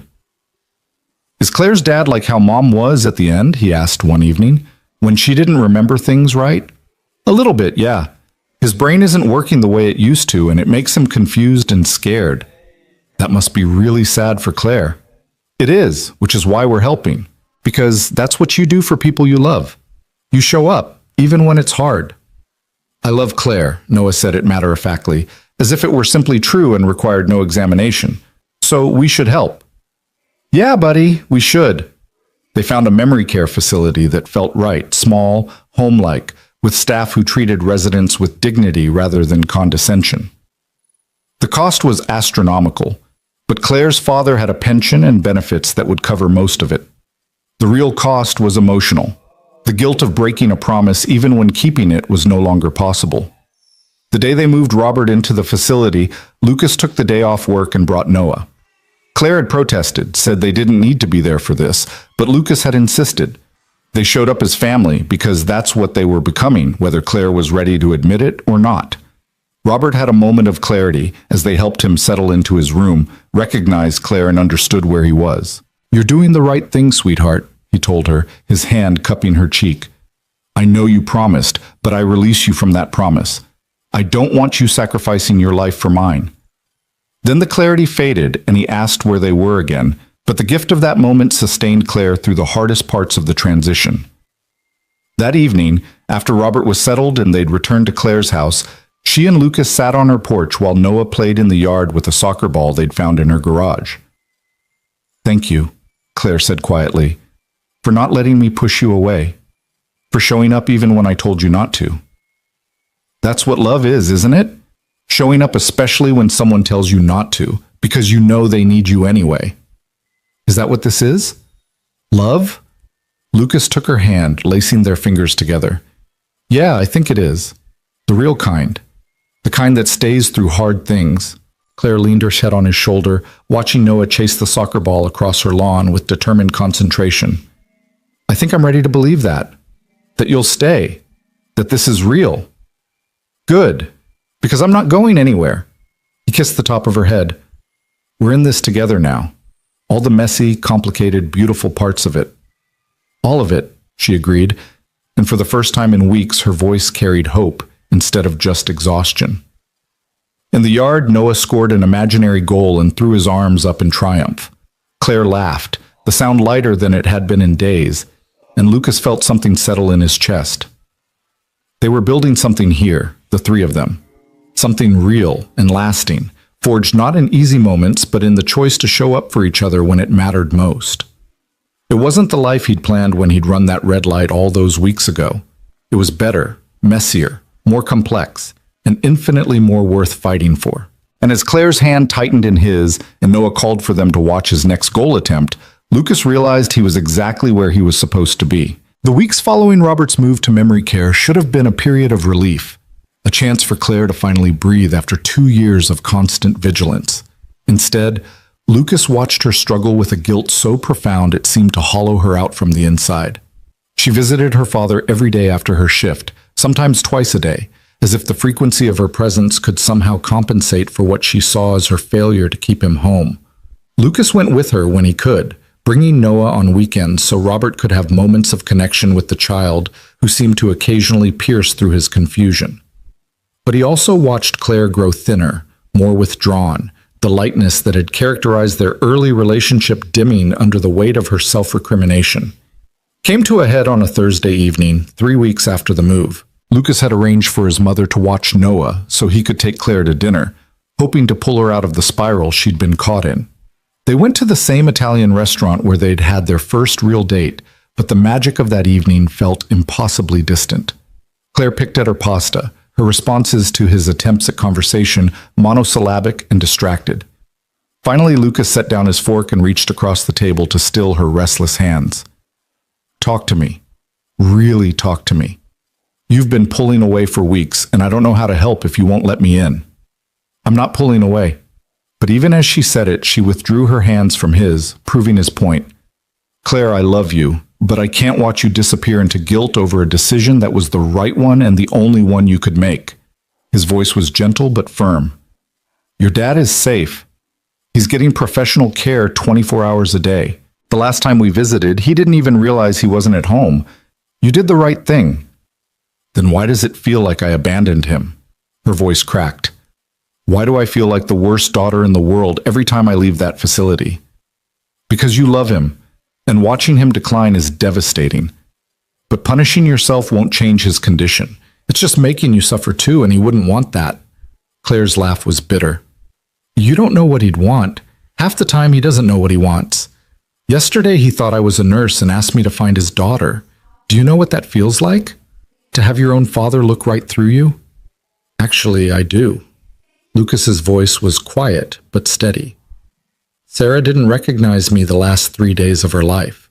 She kept asking for her husband, and I'd tell her I was right there, and she'd get agitated because she didn't see me. She saw a stranger. So yeah, Claire, I know exactly what that feels like." The comparison seemed to break through her defenses.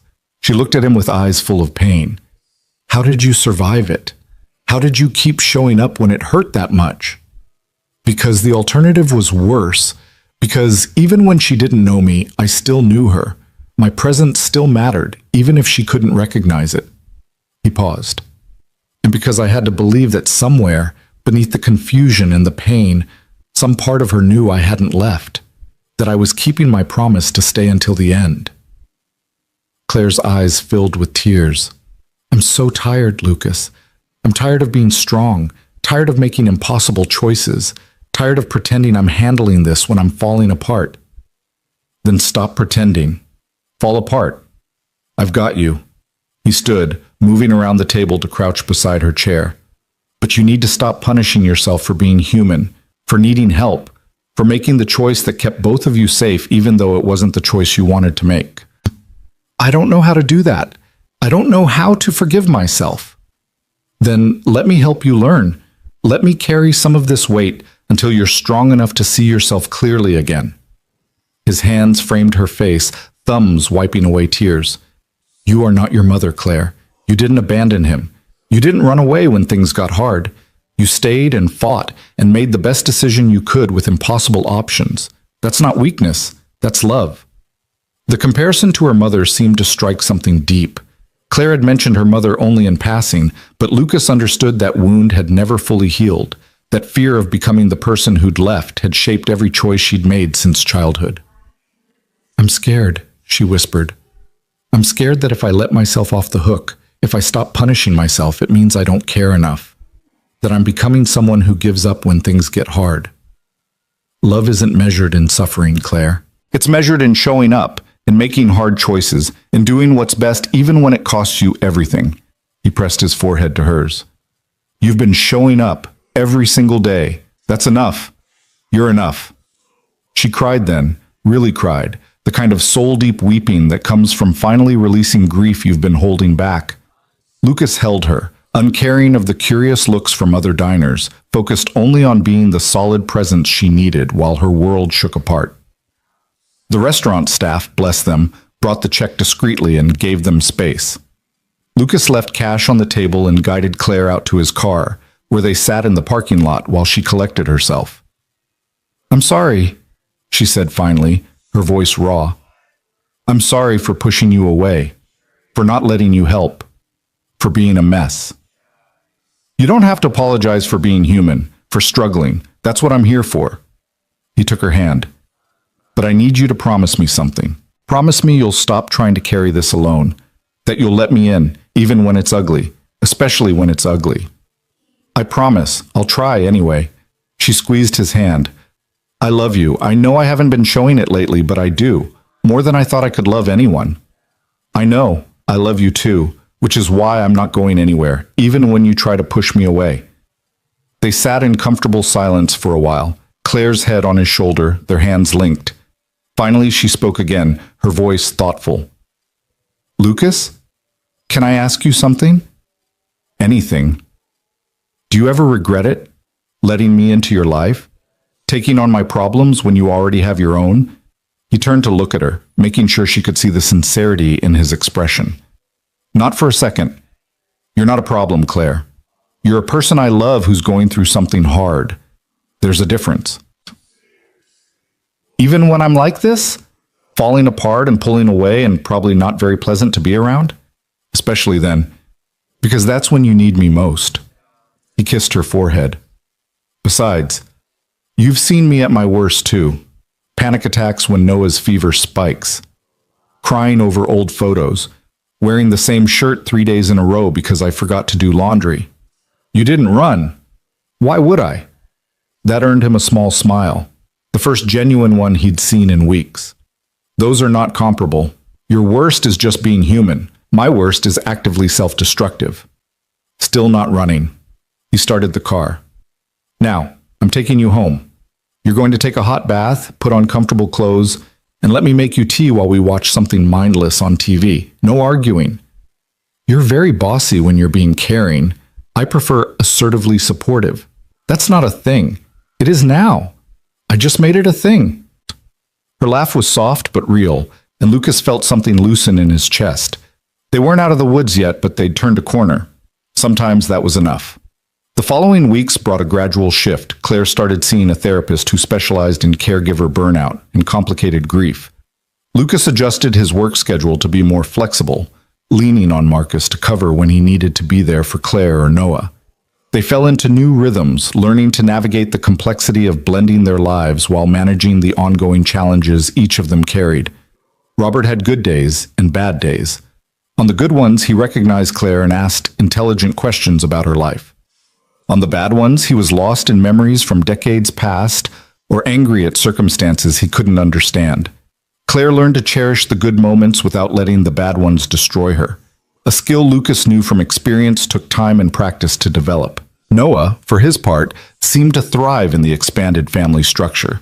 He took to calling Claire by name without any awkwardness, accepted her presence at family dinners and school events with the easy adaptability of childhood. He asked questions about Robert's condition with the same straightforward curiosity he applied to everything, and Claire answered him honestly, treating him as someone capable of understanding difficult truths. It was during one of these family dinners at Lucas's house, about 2 months after Robert's placement, that the conversation took an unexpected turn. They'd just finished eating, Lucas's admittedly mediocre attempt at lasagna, and Noah was clearing plates with the responsible air of a child who'd been taught to contribute to household tasks. "Claire?" Noah paused in the doorway to the kitchen, a stack of plates in his hands. "Can I ask you something?" "Of course, kiddo. What's up?" "Are you going to marry my dad?" Lucas nearly choked on his water. Claire's eyes went wide. Noah, oblivious to the bomb he just dropped, waited patiently for an answer. "Noah," Lucas started, "that's a pretty personal question." "It's okay." Claire cut him off gently, then turned her full attention to Noah. "That's a fair question. The honest answer is, I don't know yet. Your dad and I love each other, but marriage is a big decision. Why do you ask?" "Because Mia at school said her mom has a boyfriend, and they're not getting married, and Mia has to live in 2 houses, and it's confusing. I don't want to live in 2 houses. I like our house, but I also like having you around." Noah's expression was serious, working through a problem with the same focused intensity he brought to his schoolwork. So I was thinking maybe if you got married, you could just live here and we could all be together. That would be less confusing. Lucas felt his heart clench at the simple logic, the child's perspective that cut through adult complications to the heart of what mattered. He looked at Claire, trying to read her reaction, but her expression was carefully neutral. That makes sense, Claire said slowly, and I like being around too. But marriage is something your dad and I would need to talk about and decide together. It's not something we do just because it's less confusing, you know? It would have to be because we both really want to build a life together. Don't you want to? Noah's question was innocent, but it hung in the air with unexpected weight. Claire met Lucas's eyes across the table, and something passed between them. A question, maybe, or a recognition of possibility. I think, Claire said carefully, her gaze still locked with Lucas's, that's a conversation your dad and I need to have privately. But I appreciate you bringing it up, Noah. It's good to know how you feel about things. Okay, I'm going to put these in the sink now. Noah headed for the kitchen, apparently satisfied with this answer, leaving Lucas and Claire staring at each other in the sudden silence. Well, Lucas said finally, that was unexpected. Was it though? He's a smart kid. He sees how much time we spend together. It's a logical question. Claire's voice was measured, but Lucas could hear the tension underneath.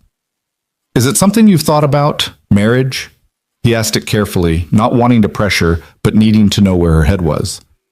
Honestly, yes. But I didn't want to bring it up because I know it's complicated for you. You've been married before. You've lost a wife. The idea of doing it again might be... It's not that I don't want to, Lucas interrupted. It's that I want to be sure. I want to do it right, not just because it makes logistical sense or because Noah asked. If we do this, it needs to be because we're both all in, because we're choosing to build something permanent together. And are you? All in, I mean. Claire's voice was quiet, vulnerable. Lucas stood, moving around the table to her side. He took her hands, pulling her to her feet. Yeah, I am. I love you, Claire. I love the life we're building together. I love the way you are with Noah, the way you let me support you even when it's hard.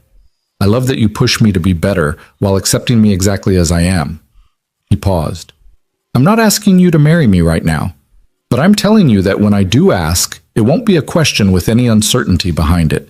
It'll be because I can't imagine my life without you in it permanently. Claire's eyes filled with tears, but she was smiling. Good. Because I can't imagine my life without you either. You and Noah both.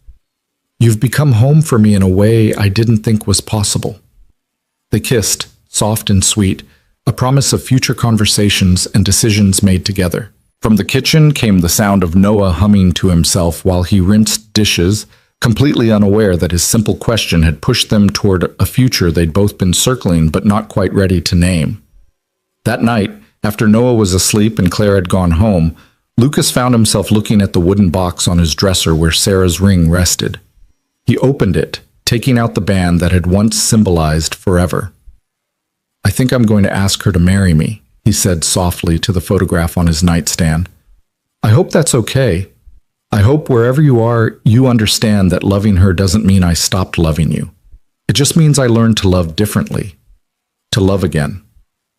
The photo offered no answer, but somehow Lucas felt peace. Sarah would have wanted this for him, for Noah.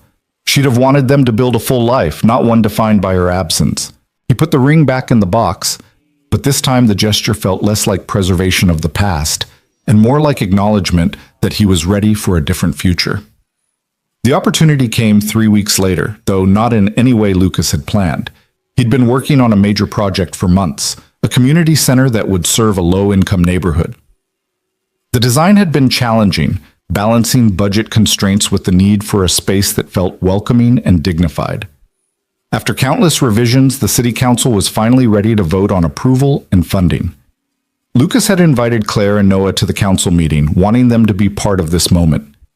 They sat in the public gallery while he presented the final design, explaining how the center would provide childcare, job training, community gathering space, and health services all under one roof. The council members asked questions, debated costs and logistics, and finally voted. The project was approved unanimously, and the room broke into applause. Lucas felt the surge of accomplishment that came from work that mattered, from using his skills to create something that would genuinely improve lives. As they left the building, Noah bouncing with excitement about the cool building Dad designed, Claire linked her arm through Lucas's. "I'm proud of you," she said simply. "Not just for getting it approved, but for the way you talked about it. You made them see it wasn't just a building, but an investment in people's dignity. That's what it's supposed to be. Architecture isn't just about structures, it's about creating space for human flourishing." He smiled at her. "You get that. Most people don't." "I get you. That helps." They decided to celebrate with ice cream. A full circle returned to Scoops, where this had all begun. As they sat at the same table by the window, Noah working his way through a double scoop of mint chocolate chip, Lucas looked at Claire and felt certainty settle over him like a comfortable weight. This was his family. These were his people. The life they were building together wasn't perfect, wasn't without complications and challenges, but it was real, and it was theirs, and he wanted to make it official. "Claire?" He reached across the table, taking her hand. "I know we said we weren't going to rush anything, that we'd take our time and be sure." She looked at him with sudden alertness, reading something in his expression. "Okay? But I am sure. I've been sure for a while now. I just wasn't ready to admit it. I'm ready now." He squeezed her hand. "I don't have a ring yet, and this isn't exactly romantic, and I probably should have planned something better, but Lucas." She stopped him, her own eyes filling with tears. Will you marry me?" He said it simply, no flowery speech, just the essential question laid bare. "Will you build a life with us? With me and Noah? Will you let us be your family, officially and permanently?" Noah had gone very still, his ice cream forgotten, watching them with wide eyes. Claire was crying now, but smiling through the tears. "Yes. Yes, of course, yes. I can't think of anything I want more." Lucas stood, pulling her up with him, and kissed her while Noah let out a whoop of celebration that made everyone in the ice cream shop turn to look. They were probably making a scene, but Lucas couldn't bring himself to care. This was joy, pure and uncomplicated, the kind that demanded to be witnessed. "Does this mean Claire's going to live with us now?" Noah asked when they finally pulled apart. "Eventually, yeah. We'll have to figure out the logistics, but yes, we're going to be a family." Lucas ruffled his son's hair. "Is that okay with you?" "Are you kidding? That's awesome." Noah grinned. "Can I be in the wedding? Mia said her brother got to carry the rings when her aunt got married." "Of course you can be in the wedding. You're kind of essential to the whole thing." Claire crouched down to his level. "Is this really okay with you, Noah? I know it's a big change." "It's good change. The good weird kind, remember?" Noah's expression turned serious. "You make Dad happy. And you're nice to me but not fake nice. And you like mint chocolate chip. Those are all important things." Claire laughed, pulling him into a hug. "Those are very important things. Thank you for approving." They stayed at Scoops for another hour, making plans and dreaming out loud about the future.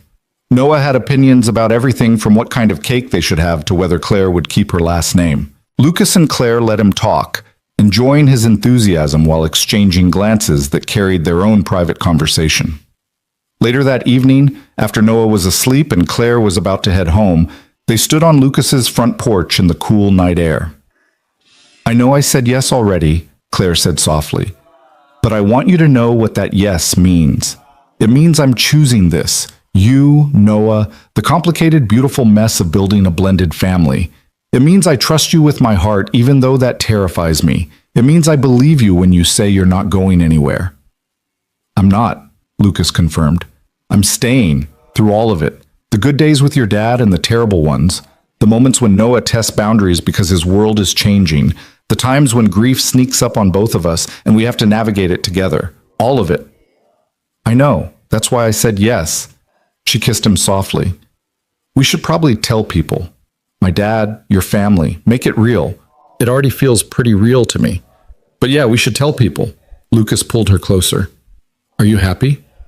Terrified and happy and excited and scared, all of it at once. She smiled against his shoulder. "Is that normal?" "I think it's exactly right.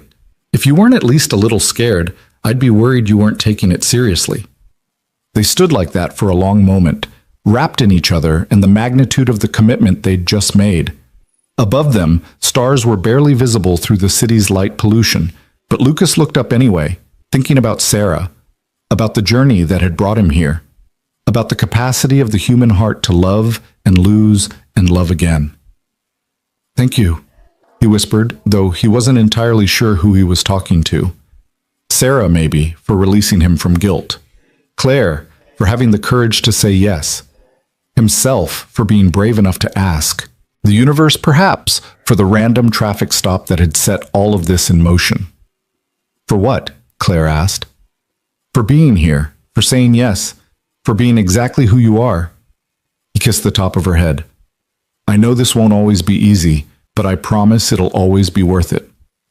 "I'm holding you to that promise." "Good. Hold me to all of them." That's what marriage is, right? Holding each other accountable to the promises we make. Among other things, but yeah, that's a good start. She pulled back, looking up at him with eyes that held equal parts love and mischief. "So when should we actually do this? Get married, I mean." "I don't know. What feels right to you?" "Not too soon. I want time to plan something meaningful, not just rush through it, but not too long either. I don't want to spend years being engaged when we could just be married." She considered. 6 months? Is that crazy? 6 months sounds perfect.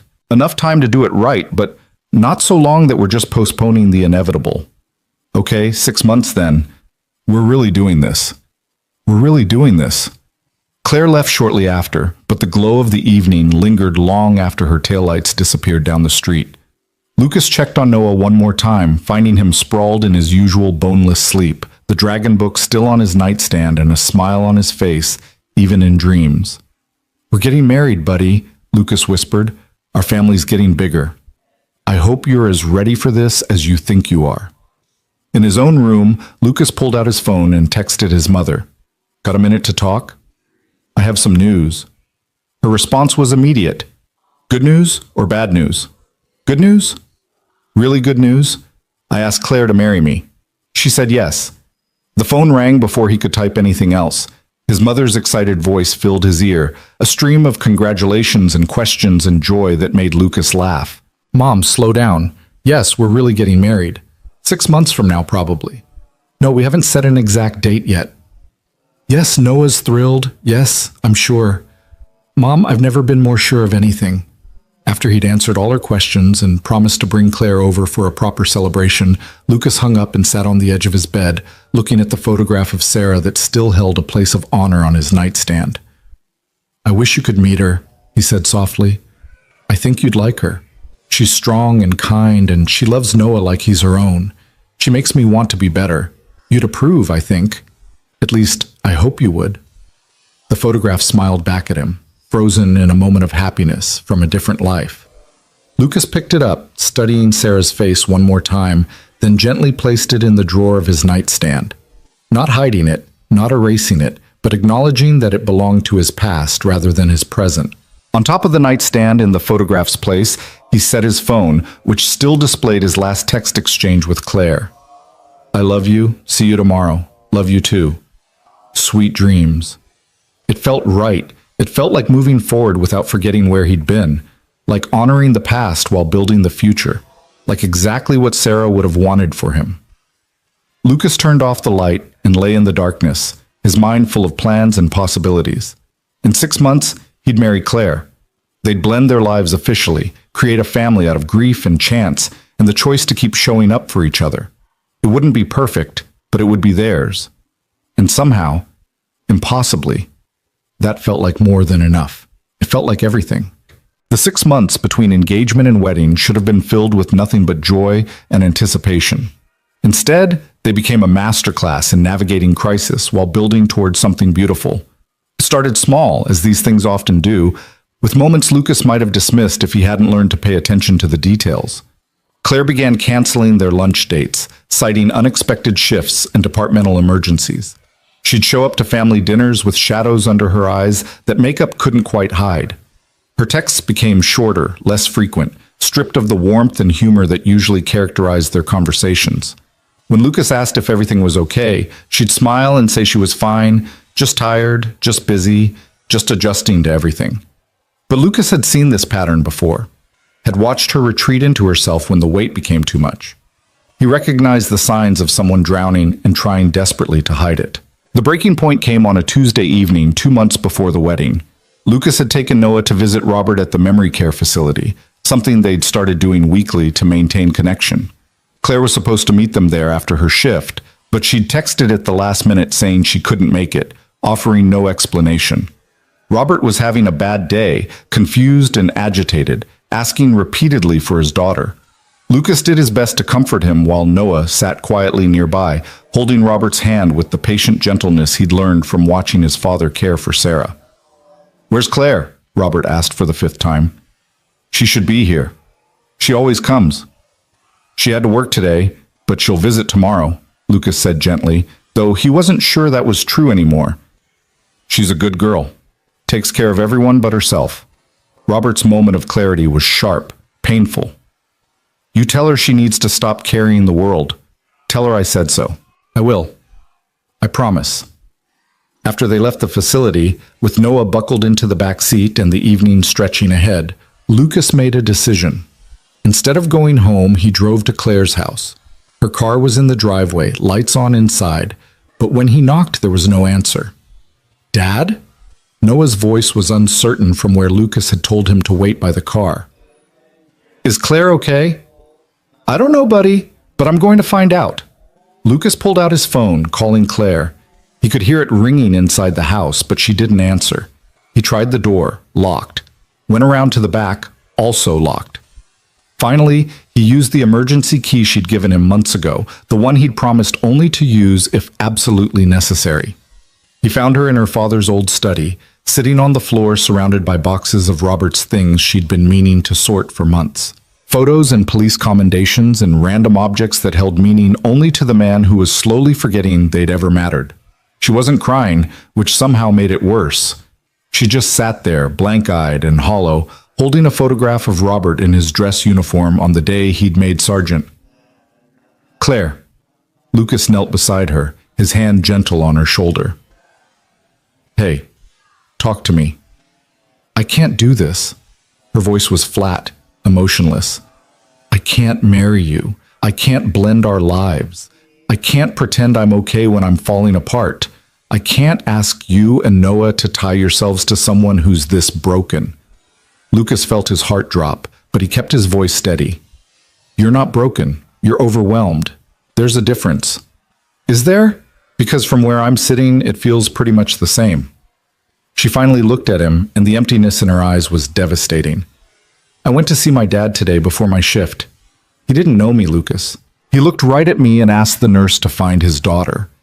I spent 20 minutes trying to convince my own father that I was Claire, and he just got more and more agitated because I was upsetting him by insisting I was someone he couldn't remember.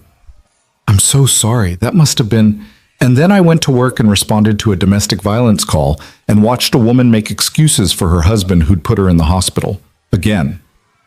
And all I could think was that at least she had someone who remembered her name, even if he was hurting her. How messed up is that? Claire's laugh was bitter, broken. I'm comparing my situation to an abuse victim and thinking she has it better because at least her partner knows who she is. Lucas pulled her into his arms, feeling her rigid resistance before she finally collapsed against him. "You're not thinking clearly right now. You're exhausted and grief-stricken, and you've been trying to hold it together for too long. So what? So I fall apart, and you pick up the pieces, and then what? I do it again in 6 months? A year? This is who I am now, Lucas. Someone whose father is disappearing, whose job exposes her to the worst of humanity, who apparently can't handle the stress of planning a wedding on top of everything else. You and Noah deserve better than this mess. We deserve you. All of you, including the messy parts." He pulled back to look at her face. "But you're right about one thing. You can't keep doing this alone. You can't work full-time, visit your dad every day, plan a wedding, be present in a relationship, and still have anything left for yourself. Something has to give. I can't give up my job. I can't stop visiting my dad. I can't..." "I'm not asking you to give up anything. I'm asking you to let people help. Let me help. Let your therapist help. Let the staff at the facility help. You don't have to do everything yourself to prove you're not your mother. The comparison hit its mark. Claire flinched, fresh tears spilling over. How did you? Because I know you. I know you've been terrified of abandoning anyone the way you were abandoned. But there's a difference between setting healthy boundaries and running away. Your mother left because she didn't want to deal with hard things. You're drowning because you're trying to deal with everything at once. Those aren't the same thing. Then what do I do? How do I fix this? Lucas took a breath, knowing what he was about to suggest might not be well received, but needing to say it anyway. First, you take some time off work. Use sick leave, vacation days, whatever you need. You're no good to anyone if you're running on empty. Second, we scale back the wedding plans. Keep it simple, small, just the people who matter most. Third, you visit your dad when you can, not every single day. The staff can call if there's an emergency, but you need to trust that he's being cared for even when you're not there. That feels like giving up on everything. It's not giving up. It's prioritizing. It's choosing to survive instead of burning out. He cupped her face in his hands. And fourth, most important, you let me in. You stop trying to protect me from the hard parts. You tell me when you're struggling instead of pulling away. You let Noah and me be your family, which means letting us support you when you need it. What if it's too much? What if you realize you don't want to deal with all of this? Then we'll deal with that when it happens. But I'm not going anywhere, Claire. I've told you that 100 times, and I'll tell you 100 more if that's what it takes for you to believe it. His voice was firm, certain. I love you.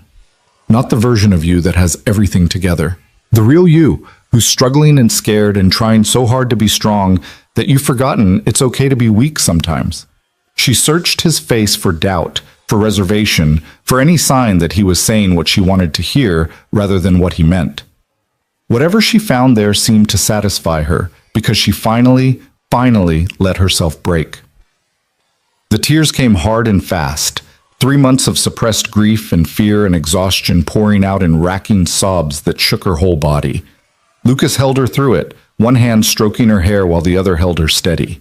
From somewhere outside he could hear Noah's voice, probably talking to himself while he waited in the car. He should check on him, but he couldn't leave Claire like this, couldn't abandon her in her moment of greatest need. As if reading his mind, Claire pulled back slightly. Noah, you left him in the car. He must be worried. He'll be okay for a few more minutes. You're more important right now.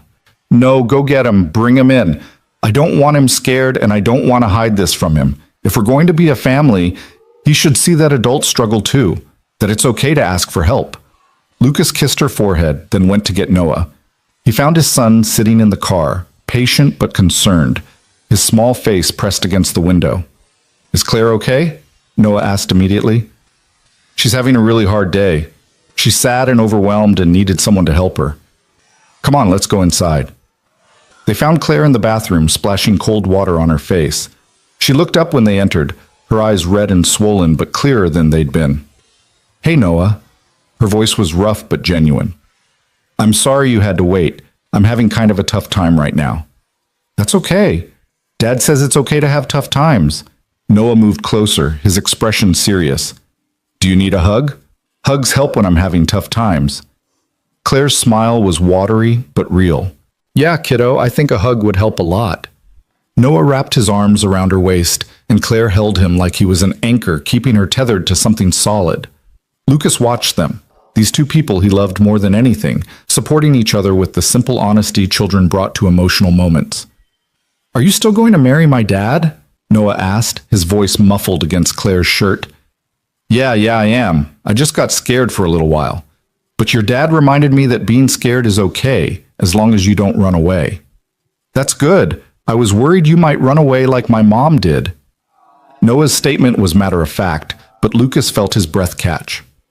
They'd never talked about Sarah leaving in those terms, had always framed her death as something that happened to her rather than something she chose. Your mom didn't run away, buddy, Lucas said gently. She got sick and died. That's different. I know, but she still left us, even if she didn't want to. And sometimes I get scared that people I love will leave again. Noah looked up at Claire. You're not going to leave, right? Even when things are hard? No, sweetheart. I'm not going to leave. I promise. Claire's voice was thick with emotion. Sometimes I might have bad days like today, where I get sad or overwhelmed. But that doesn't mean I'm going anywhere. It just means I need extra help and support from the people I love. Like how Dad needed extra help when I was really sick? Exactly like that. Okay, that makes sense. Noah seemed satisfied with this explanation. Can we have dinner now? I'm really hungry. The practical request broke the tension, making both adults laugh. They ordered pizza and ate it sitting on Claire's living room floor, surrounded by the boxes she'd been sorting. Afterward, Noah helped pack the photos back up, handling them with careful reverence, while Lucas and Claire made plans.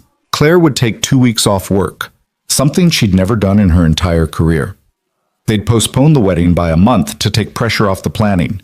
She'd commit to her therapy appointments and to being honest when she was struggling. And she'd move in with Lucas and Noah sooner rather than later, so she wouldn't be alone in her house with her father's things and her spiraling thoughts. Are you sure? She asked when Lucas suggested the early move.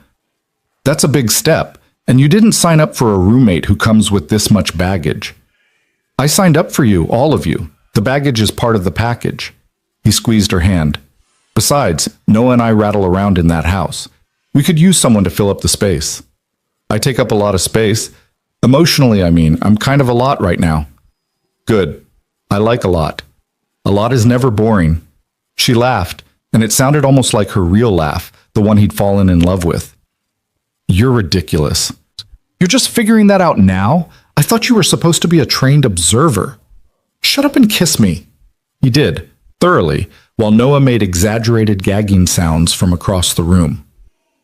The next 2 weeks were a study in intentional rest and recovery.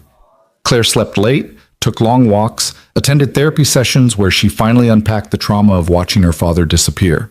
Lucas worked from home when he could, keeping her company while respecting her need for space. Noah treated Claire's presence in their home as the most natural thing in the world, recruiting her to help with homework and play video games and judge which of his drawings was the best. They visited Robert together, but only twice during those 2 weeks, and Claire was surprised to find that the world didn't end when she skipped days. The staff sent updates via text, letting her know he was eating well, participating in activities, and having more good days than bad. The distance gave her perspective, allowed her to see that her constant presence hadn't been preventing his decline, had only been exhausting her while he progressed on his own timeline regardless. On one of the good days, they brought Robert to the house for dinner. It was a risk, taking him out of his familiar environment, but Lucas had insisted it was important for him to be part of their family moments when possible. Robert was confused at first, uncertain about the strange house and the small boy who kept trying to show him Lego creations. But then something clicked, and he looked at Claire with clear recognition. "You're getting married," he said, as if remembering a conversation they'd had recently. "To the architect, the good man." "Yes, Dad, I am." Claire's voice was thick with emotion. "Good. You deserve someone good, someone who stays." Robert's hand shook slightly as he reached for hers. "I'm proud of you, sweetheart. Your mother would be too, if she were here." It was the first time he'd mentioned Claire's mother in years, the first acknowledgement that she'd existed beyond the leaving. Claire's tears came fast, but they were clean tears, healing tears, the kind that released rather than imprisoned. "Thank you, Dad. That means everything." The moment of clarity didn't last long. Within minutes, Robert was confused again, asking where they were and why. But the gift of those words sustained Claire through the harder days that followed. The wedding planning, scaled back from their original ambitions, became a shared project that brought joy rather than stress. They decided on Lucas's backyard, transformed by simple decorations and the autumn colors that October would bring. Just family and close friends, maybe 30 people total. Noah would carry the rings, walking alongside Lucas's mother, who'd offered to play grandmother of the groom, despite technically being grandmother of neither party. "Can I write something to say at the wedding?" Noah asked one evening while they were addressing invitations. "Like a speech?" "You want to make a speech?" Lucas was surprised. Noah had inherited his father's preference for private emotion over public displays. "Not a big one. Just something about how we're a family now. Is that weird?" "That's not weird at all, buddy. That's actually really beautiful." Claire reached over to ruffle his hair. "We'd be honored if you wanted to say something. Okay, I'm going to work on it. It'll be good. You'll see. He disappeared into his room with the serious determination of a child on a mission. Lucas and Claire exchanged glances, both of them blinking back unexpected tears. He's something special, Claire said softly. He is. We both are pretty lucky to have him. Lucas pulled her closer. And he's lucky to have you. We both are. I'm the lucky one. A few months ago, I was convinced I'd spend the rest of my life alone, taking care of my dad and working too much, and never letting anyone close enough to matter. Then you ran a red light and everything changed. Best traffic violation I ever committed. Technically, you should still have gotten a ticket for that. You want to write me one now? Would that make you feel better? She laughed, swatting his arm. You're impossible. And yet you're marrying me anyway. Clearly I have terrible judgment. The worst, it's one of the things I love about you. The weeks passed in a blur of preparation and normal life resuming its rhythm. Claire returned to work, but with better boundaries in place. She worked her scheduled shifts and went home, leaving the extra overtime for officers who needed it more. She visited her father 3 times a week instead of every day, and slowly released the guilt that had been eating her alive. Lucas watched her heal, watched her learn to accept help, watched her become more herself than she'd been since he met her. The shadows under her eyes faded. Her laugh came more easily. She started planning for a future that included more than just survival. They had rough days still. Robert had a medical scare that landed him in the hospital briefly. Lucas's biggest project faced unexpected delays that threatened both timeline and budget. Noah went through a phase of testing boundaries as the wedding approached and his world shifted. But they faced these challenges together, as a unit, supporting each other through the hard moments instead of retreating into isolation. The night before the wedding, tradition demanded they sleep separately. Claire went to stay with her friend from the force while Lucas and Noah had a guys' night at home. They ordered Chinese food and watched a movie, but Lucas could tell Noah was working up to something important. Dad? Noah asked during a commercial break. Can I ask you something serious?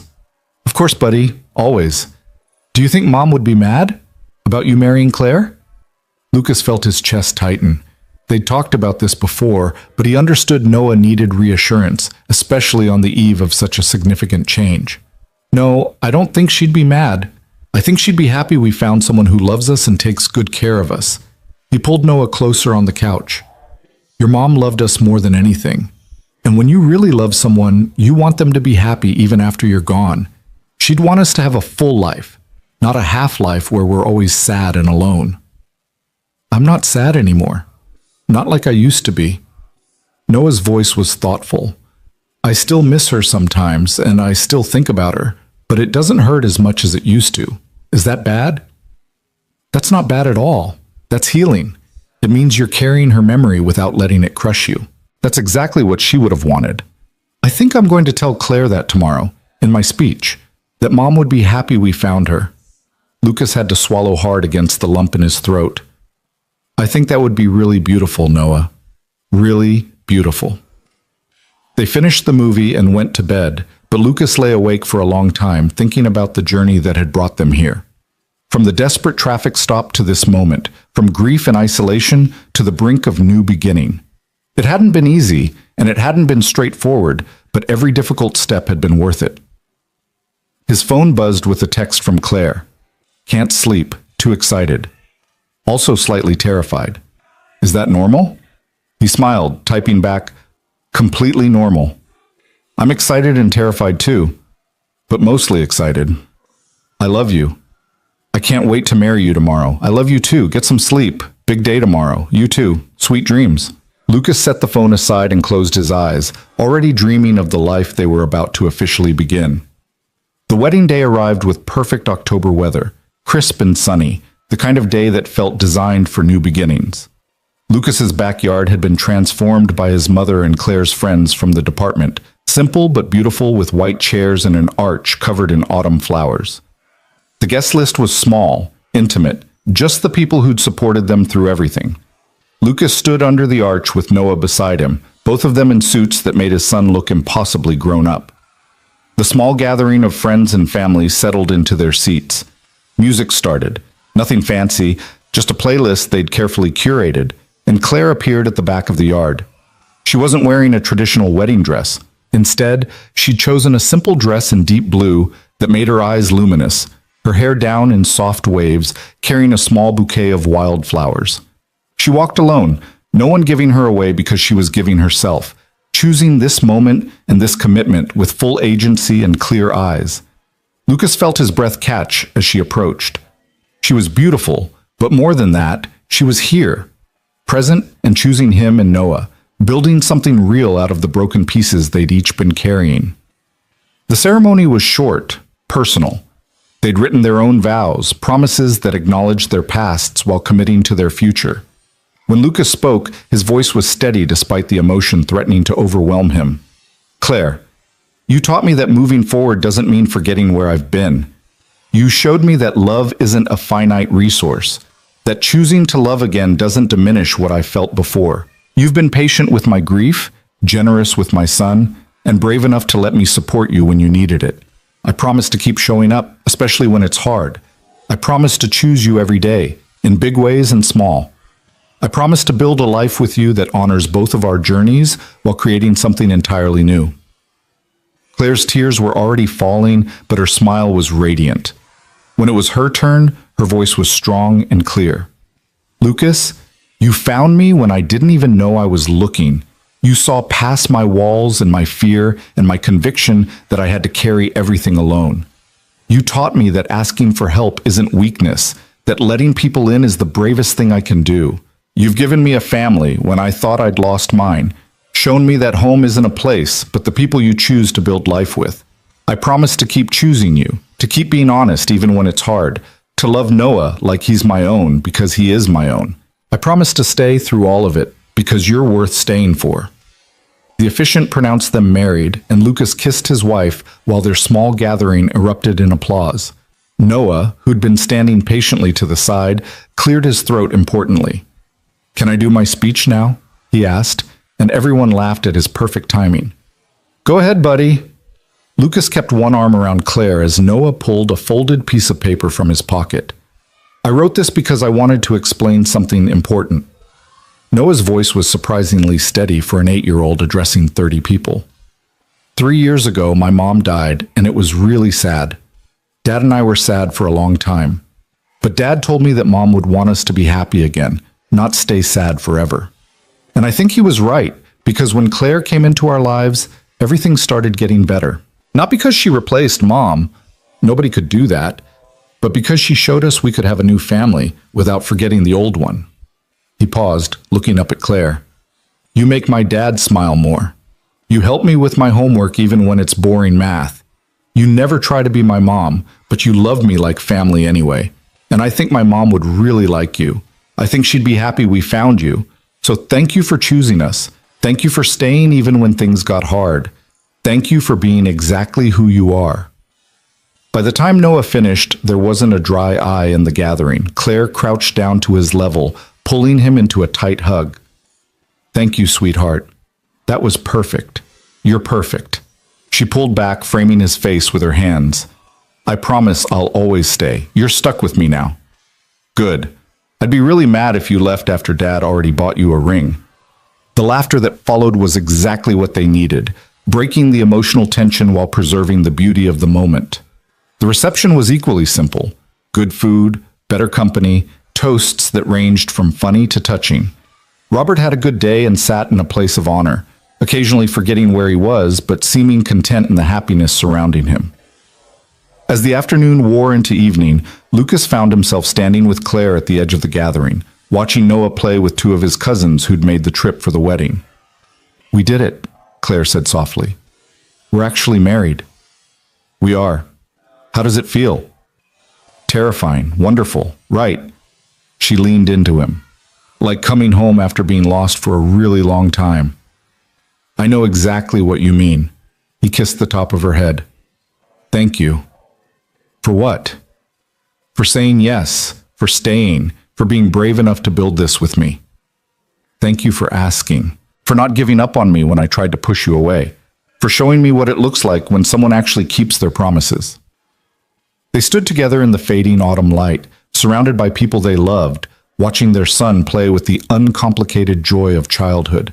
It wasn't a fairy tale ending. Their lives would continue to be complicated, challenging, filled with the messy reality of blended families and ongoing grief and all the unpredictable chaos of being human.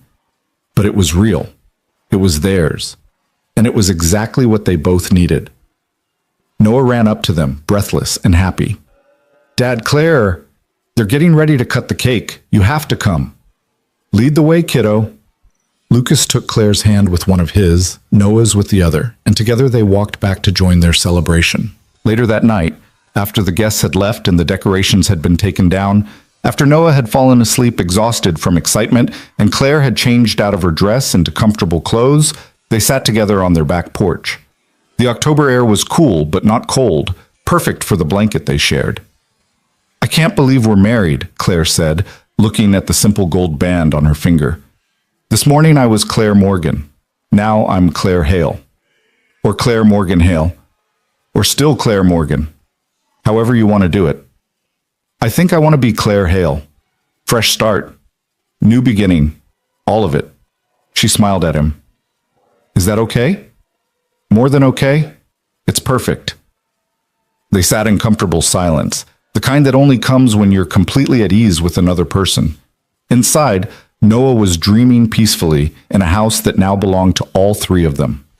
Robert was safe in his facility, cared for by professionals who could give him what Claire alone couldn't. The community center Lucas had designed was breaking ground next month.